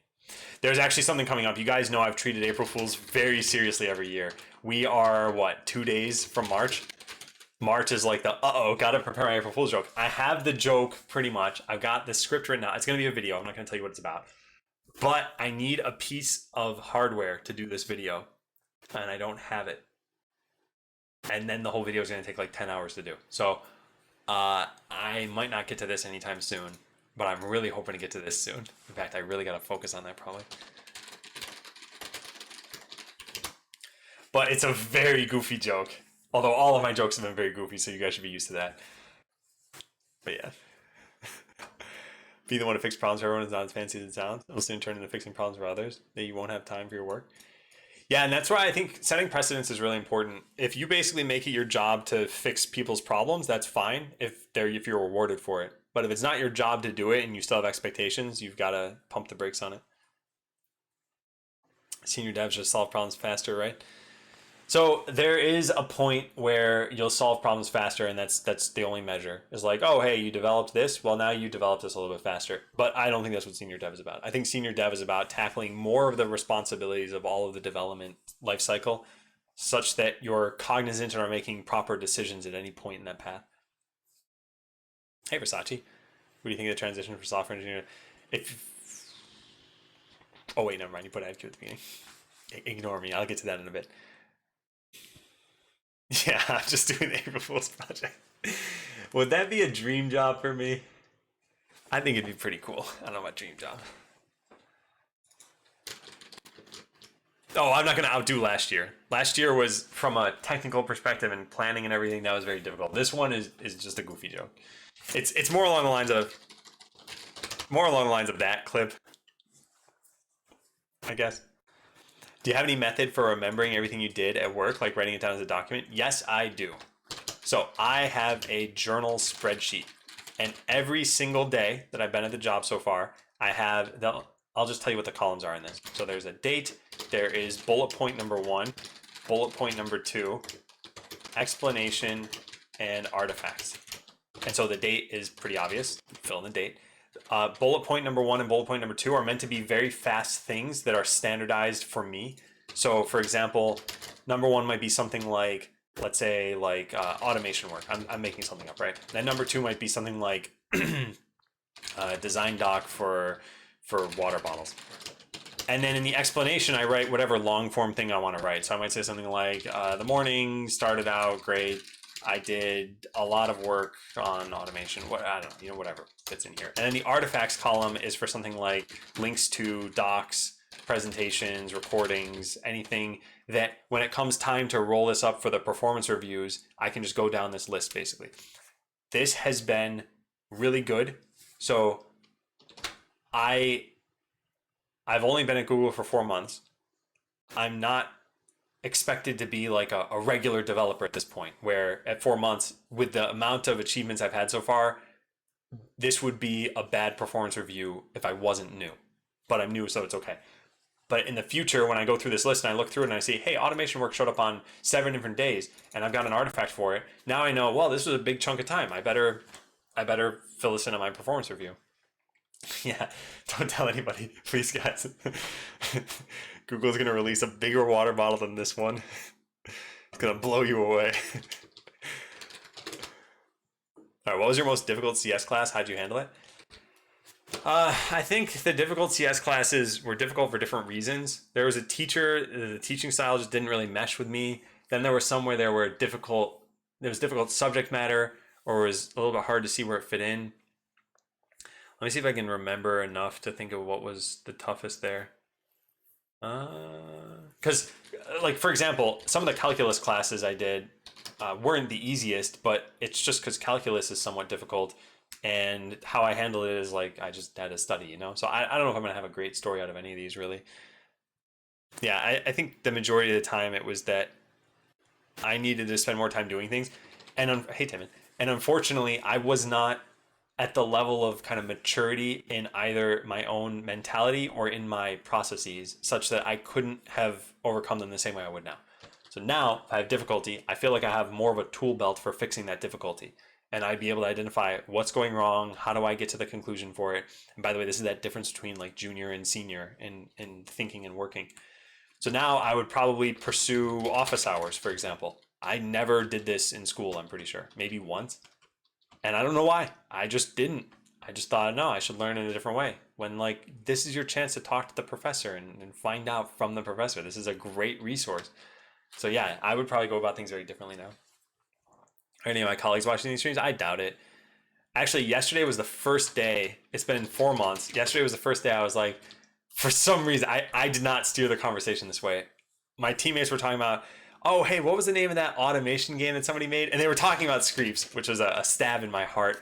I felt bad. And then they're like, no, there was some other game. And I'm like, are you guys talking about Botland? They weren't talking about Botland. But I still brought it up. And then there was some light conversation. I'm like, oh, cool, you made that? What was it like? You know, that sort of thing. So anyway, I doubt they weren't going to ever watch the stream. Failed out of business economics due to not going to TA sessions and office hours. I mean, that's one way to look at it. Unless you literally know they said you needed to attend these things and you didn't. I'd say failing out of something is probably from not having the knowledge, and the knowledge could have been gotten through that. But I mean, you know your situation better than I. I'm not trying to say it definitely happened differently. I'm just saying it's probably one perspective. All right, yeah, let's go on to the next one. Shameless ad. I mean, it's an ad for something that's not usable. Like you can't spend money on it. What's the minimum time you should spend at your first dev job before moving to the next? I don't think there's ever a hard minimum for this. Let's say you're just actively being like kind of, I don't know, emotionally abused or something. There's some like obvious HR violation. You should spend 0 days at that job. But then let's say it's a normal job, which is probably what you're asking about, and you just don't like it maybe that much. I'd say still give it a shot, like 6 months at least. Because you never know what is a transient problem. What will be there for a month just because of the circumstances, and then you'll just never see it again. So 6 months is a pretty good idea to kind of know what's going on. And then if you were to start looking for a job, it'd probably take another 1 to 3 months to find a job, so that by the time you've left that, you've been there for probably 6 to 9 months. Heard it's good. It's not good to switch jobs a lot. Not sure how that is in the dev community. I don't think that stigma exists too much in the dev community, unless you're talking about like every 2 months you found a different job. But in general, you'll find a lot of people have like 1 to 2 years of tenure at a bunch of companies. So yeah, I wouldn't worry about this too much. I'd worry about it if most of your jobs end up being less than a year. That's probably something that would point to an issue.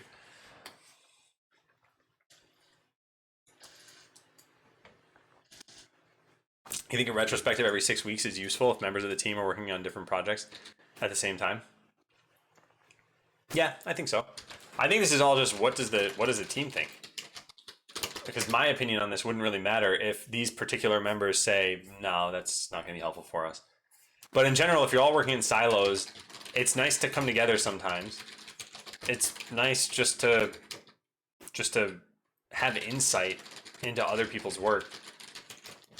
And yeah, it's like a team building thing too. Which I guess fits into it's nice to come together sometimes, so this kind of goes here. Something like that. Been in the same job for the last 22 years. Maybe time to find something new. I had some friends who they were, let's say like 5 to 6 years at the same company, and it was their first company. And they felt some stress about this. I think there is absolutely no reason to feel any stress about this stuff from just a general, like, are you enjoying your work? Do you like the industry you're in? Are you getting paid roughly what you expect or what you're happy with? If those things are being met, who cares what anybody else thinks? Who cares about the average tenure? So like, more power to you. 22 years at the same job. If you're liking it, awesome. Stay with it for another 44 years. But at the 66-year mark, you better leave. I feel like recruiters don't like someone switching languages. Anybody get past that? I do not think this is the case. Unless you're talking about you're interviewing in English and then you switch to Spanish, that's definitely the case. You shouldn't do that. I don't know where this is coming from, so make sure to use AddQ, and if you want to follow up and explain it. But otherwise, I don't think that's a thing necessarily. Once spent 2 weeks on a job where my hours were tracked automatically. If I didn't move my mouse every 5 minutes, I was marked as absent. Best idea: take your phone, set it to an alarm that vibrates, put your mouse on top of your phone. You're done.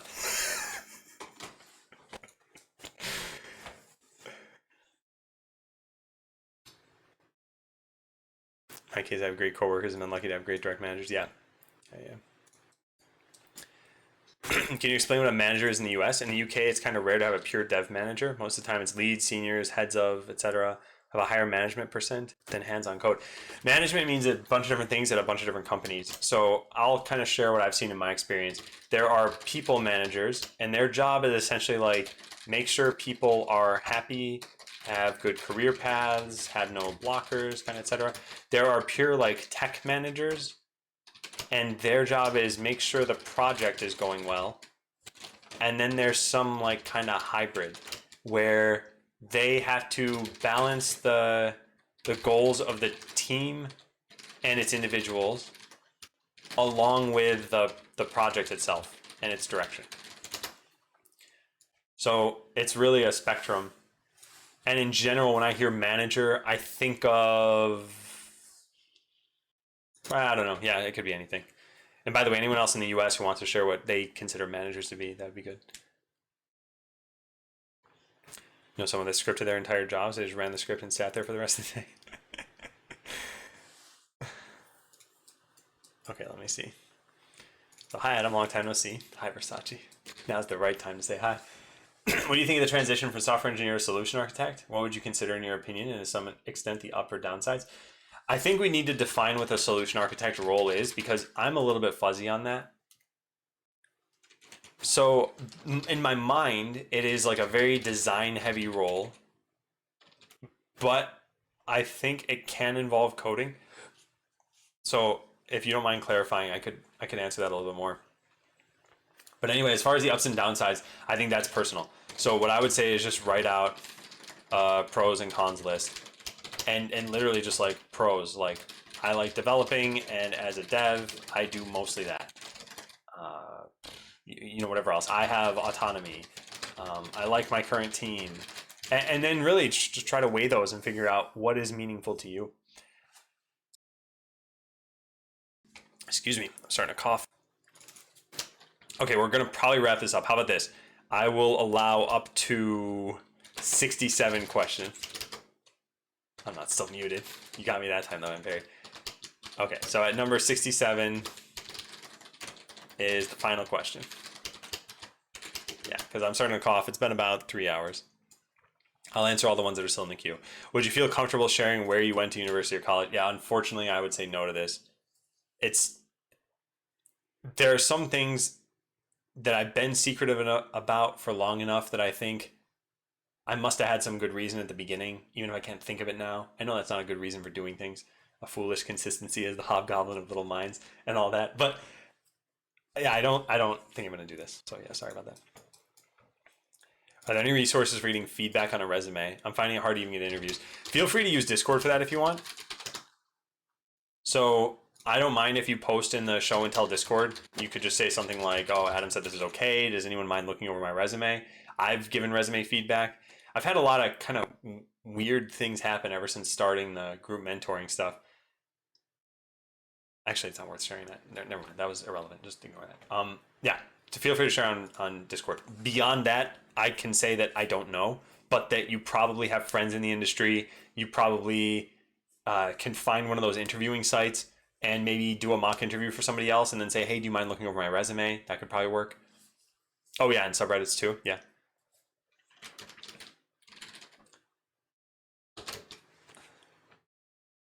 Okay, wanted to move from PHP. Got told there's no way to get a job outside of PHP since it's my main work experience. Oh, I see what you're saying. You're saying you don't have experience outside. Okay. So, got it. What I would say then is learn the languages, learn the language of job recs that you like. So, here's what I did when I went through this. And this was relatively recent. It was in summer of last year. I looked at all the different job postings that I saw, and I just made a list of what I didn't know. At that point, I wasn't even making a list of what I didn't know for jobs that I necessarily wanted, just a list of what I didn't know. And then I started tackling different technologies on that list. And those were based on which jobs I wanted, of course. But at first, it was just what's everything, and then what are the things I actually want. So if you're saying you you are only doing PHP right now, so that this list would basically be everything, then just filter it right down to just the job requirements that you'd like.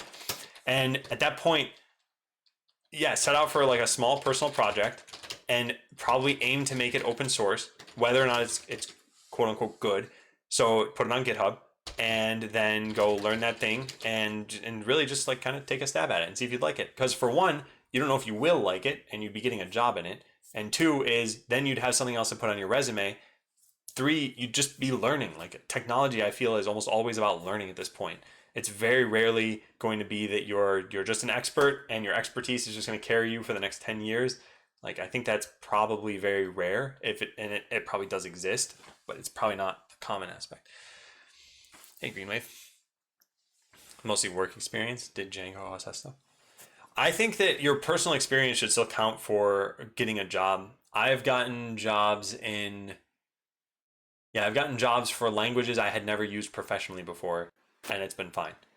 And I think that generally, if the language is the biggest focus, that is probably going to be like a junior engineer kind of job. And at that point, having personal projects is totally fine. And that's why making them open source could be helpful, because then they could see like, okay, here's how much this person knows. But in general, it shows a willingness to learn.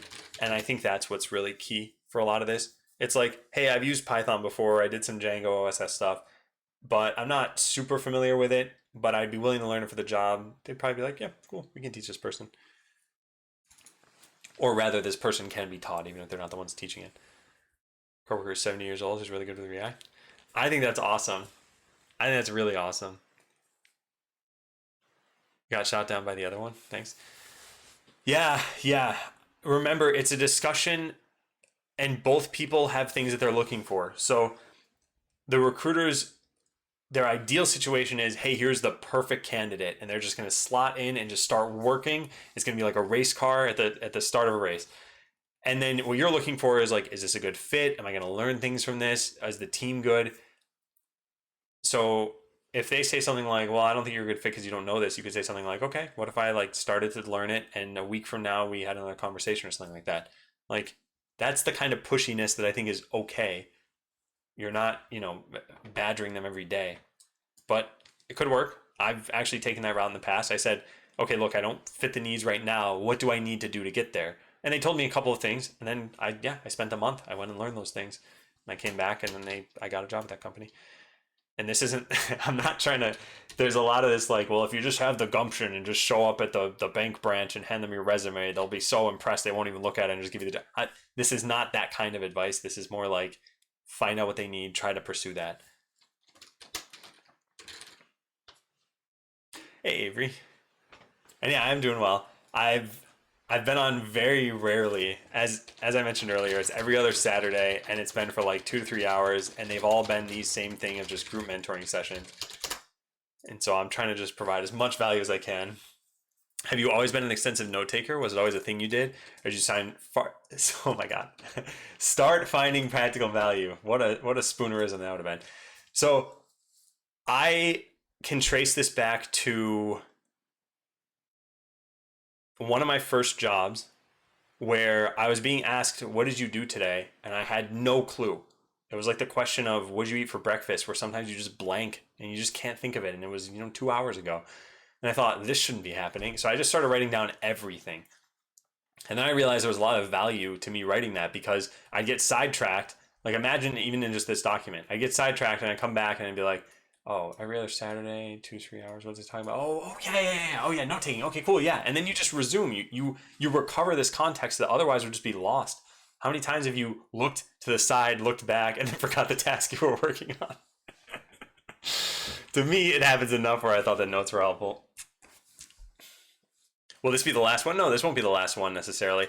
I want to figure out a way to transition this that still hits my needs. If people are getting value out of this and it's like this every week, that's great. What had made me think it wouldn't be like this is that last week it was kind of lighter on the engagement side. Again, I don't look at the view count. Yeah, so when we started this, it was higher than the view count is at now. 180 viewers is definitely not bad for something like this, and I don't fully base it on the view count. I guess at some point I'll have an idea for the number of questions, and we've hit 64 questions now. That includes the jokey questions. So yeah, if this is providing value, and I would probably continue to do it, But I do want to find something I can transition to that also provides value, maybe. I don't know. I'll think about that some more. I work at a consulting firm currently. I got hired as a C-sharp backend developer, but currently doing full stack JavaScript for a 100+ team project. Even though I barely knew JS when I joined, everything learned at home, doing semi-serious personal projects, putting the effort to learn, get the chance to prove it. Yep. Yeah, and don't ever apologize for a lot of text. That's fine. I thought it was aimed at me, which is why I read it, but it was advice to somebody else, which is, yeah, still valid. And thanks for sharing your experience. Had an Outlook calendar, started logging everything I did on an hour-by-hour basis. Really helped me see where my time was going. Yeah, this is exactly like any other exercise done just to figure out where you stand. So, for example, calorie counting. It's not the kind of thing that might be healthy or good to do for everyone every day, but if you do it for one day just to see what does an average day look like for me. I actually did this recently just to figure out how many calories am I consuming in a day, because all of the nutrition guidelines are based on a 2,000 calorie diet in the US. And I didn't know what is a normal day for me. So that sort of thing I think is pretty interesting. And then, hey, if it helps you every day, continue to do it, sure. But at some point you might realize, okay, it's not worth the cost I'm expending on it. I am still in the excessive note-taking side of things, like very excessive. And part of it is it's just fun to type, right? But in general, I have these things I'm calling day logs, which are every meeting I had for the whole month and every like random note I write that doesn't get slotted elsewhere, and they're generally 100 pages at the end of each month. That's a lot of notes, right? And you might say, like, do you ever look through these? Only if I need to. So now if I'm ever like, oh man, what did we talk about for that meeting? I know we had an important conclusion. I just go back and look at the notes, and I think they're very helpful for that.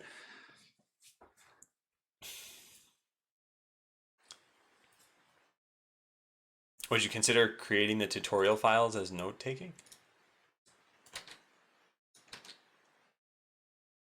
Metal Dragon, I'm not totally sure what you're talking about here. Any tutorial files as note taking? Yeah, I'm not sure what you're talking about here. You mean like this file that I'm in? Maybe that's what you're referring to. Then try to push in the XYZ group. I see. Do you ever find some of your notes lack context every other Saturday, like you mentioned, or is that a bad habit you've killed over time? Yeah, sometimes they do. In the case of this is really just for you guys. This is not intended for me. I'm gonna delete this when the stream is over. So this isn't intended to stick around. But the ones, this is why I say, like, I have tons of reference links in my notes. So that if I'm ever like, wait, slices, what were slices? I just click the link and there I'm like, oh, okay, cool. Slices, this thing. Then I move on. So in order to make that easier for yourself, this is where note-taking tools are really important. So for example, let's say, I'll give you an example from the beginning. Let's say I was like, hey, here's a good website, yada.now.sh. So I want to go make a new note on this. And hang on one sec. I want to put this in a place that I'm not actually going to need to delete later. Yeah, let's put this over here. So here's some note, and I say, I found a cool chat site. When I type out the link, watch how I do this. I'll zoom in. Okay, I type backtick REF space, and there's my link. I didn't have to like type this out, do the formatting on it or anything like that. And this is what lets me add in these reference links really, really quickly. Then I can just click the site and I'm there now, right? So it's these kinds of things you invest in so that you can do this quickly. At work, I have a lot of hot strings for just home stuff too. So like if I type EV and hit space, it types out environment variable. I have made this for probably like 400 more terms since I've started at work, to the point where if I type backtick O, it types out, I don't have this on my personal computer, but it types out organization because I type that word a ton. If I type out backtick I, it types out infrastructure, and so on and so forth. So these are things that I cut out however many keystrokes that is down to just 2. So I find this stuff pretty nice. And that's where it's like, look, these things help me build up the context without it costing so much.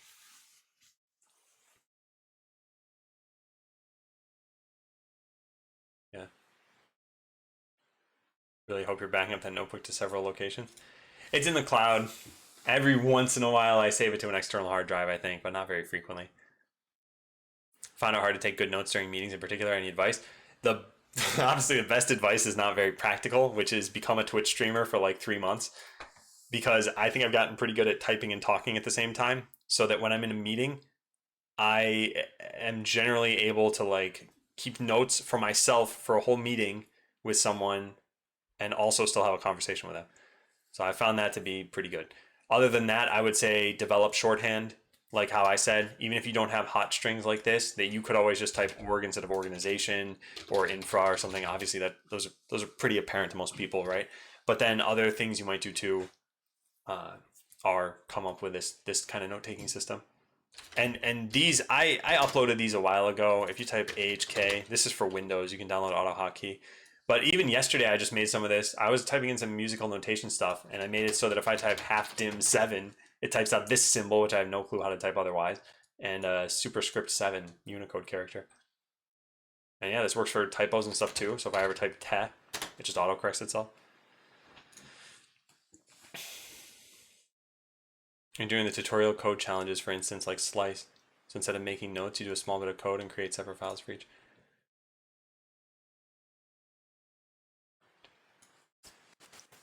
I'm still not totally sure what you're asking. Like slice, instead of making notes, you do a small bit of code and create separate files for each one. Yeah, I'm sorry. I'm not sure. You don't know the alt code? Not for that one, no. Okay, I'm gonna get to these last couple questions, and then I'm probably gonna get going. Can we get to 69 questions? You guys wasted a question on that one. Answer is no. We're gonna answer just the ones that are here. So if you feel the need to do add queue again, please hold off until I guess the next stream, or feel free to ask me on Discord. But I'll get back to these other ones. Okay, so Connor, currently creating an app, but I've hit a roadblock and I can't get over this problem. It's been very challenging. Would you suggest weighing up the options if it's worth having this function in my app, or move on and stop wasting time? So this is where you got to decide between analysis paralysis. I somehow shifted to a different node over here. Let's put this back in this one. Yeah, so you got to decide, are you paralyzed or is analysis still helping? So is the analysis still helping you, or are you paralyzed? If you're paralyzed, then yes, move on with a decision and commit to it. If the analysis is still helping, then by all means, keep adding to it. And I know this sounds pretty simplistic because I don't know the specific problem, but here's, I guess, a more concrete example of this. If you were to tell me right now, hey, I want you to develop a system for measuring exactly how many ounces of water are in a bottle, I'd be like, okay, I have an idea, right? Like I'm going to need some kind of photo sensor or maybe some computer vision system, but now let's go figure it out, or let's see what's out there. So I'm going to do some research. That research is almost certainly going to help me for some time. Then at some point, I'm going to have solutions A, B, C, and D. And I'm going to be like, okay, which one's best? I'll analyze those for a bit. I'll still get some progress. And then I'll be like, okay, A and B are clearly the best, but now which one do I pick? At that point where you feel like, okay, I'm throwing different inputs into this and it's not changing my output, just pick one.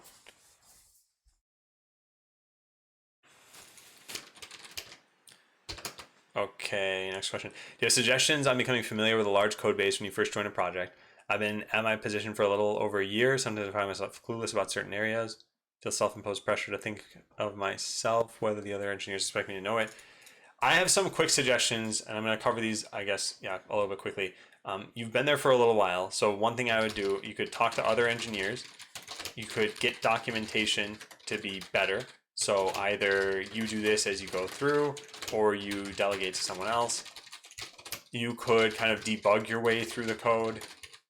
And one of the options here is, I guess, like be fine with how much you know, but know that you could always get the answer at some point. Beyond that, there's not really too much, I guess. Think of those as kind of being the routes. And sorry, I know I'm covering this kind of quickly. I am kind of in wrap-up mode. I have a problem typing fast normally, but I can reach good speed on typing speed websites. This isn't really a question. I don't know if that's even a problem, right? If you're saying that the difference is 20 words per minute versus 90, yeah, that's probably an issue. But if you're talking about like, hey, I'm 10, 20% slower, yeah, that's fine, right? And then I think Endorn got to 69 questions here. Cool. Well, thank you all. I would direct you to Discord if you have any other questions kind of throughout the week. Hey, Red Rocks. And I'm going to go find somebody to host. I really appreciate you guys being here. I hope you got value out of it. Again, that's really my only goal. I turned off subscribers on Twitch. It's not like I'm making money from this other than the tiny amount of ad revenue. Probably works out to like $1 per stream. Okay. We're going to go host Latch. because we never get an opportunity to host Latch. One whole dollar. Okay, raid. Yep. Well, thanks again for watching. Say hi to Latch for me, everybody. And catch you probably in 2 weeks doing the same thing. So see ya.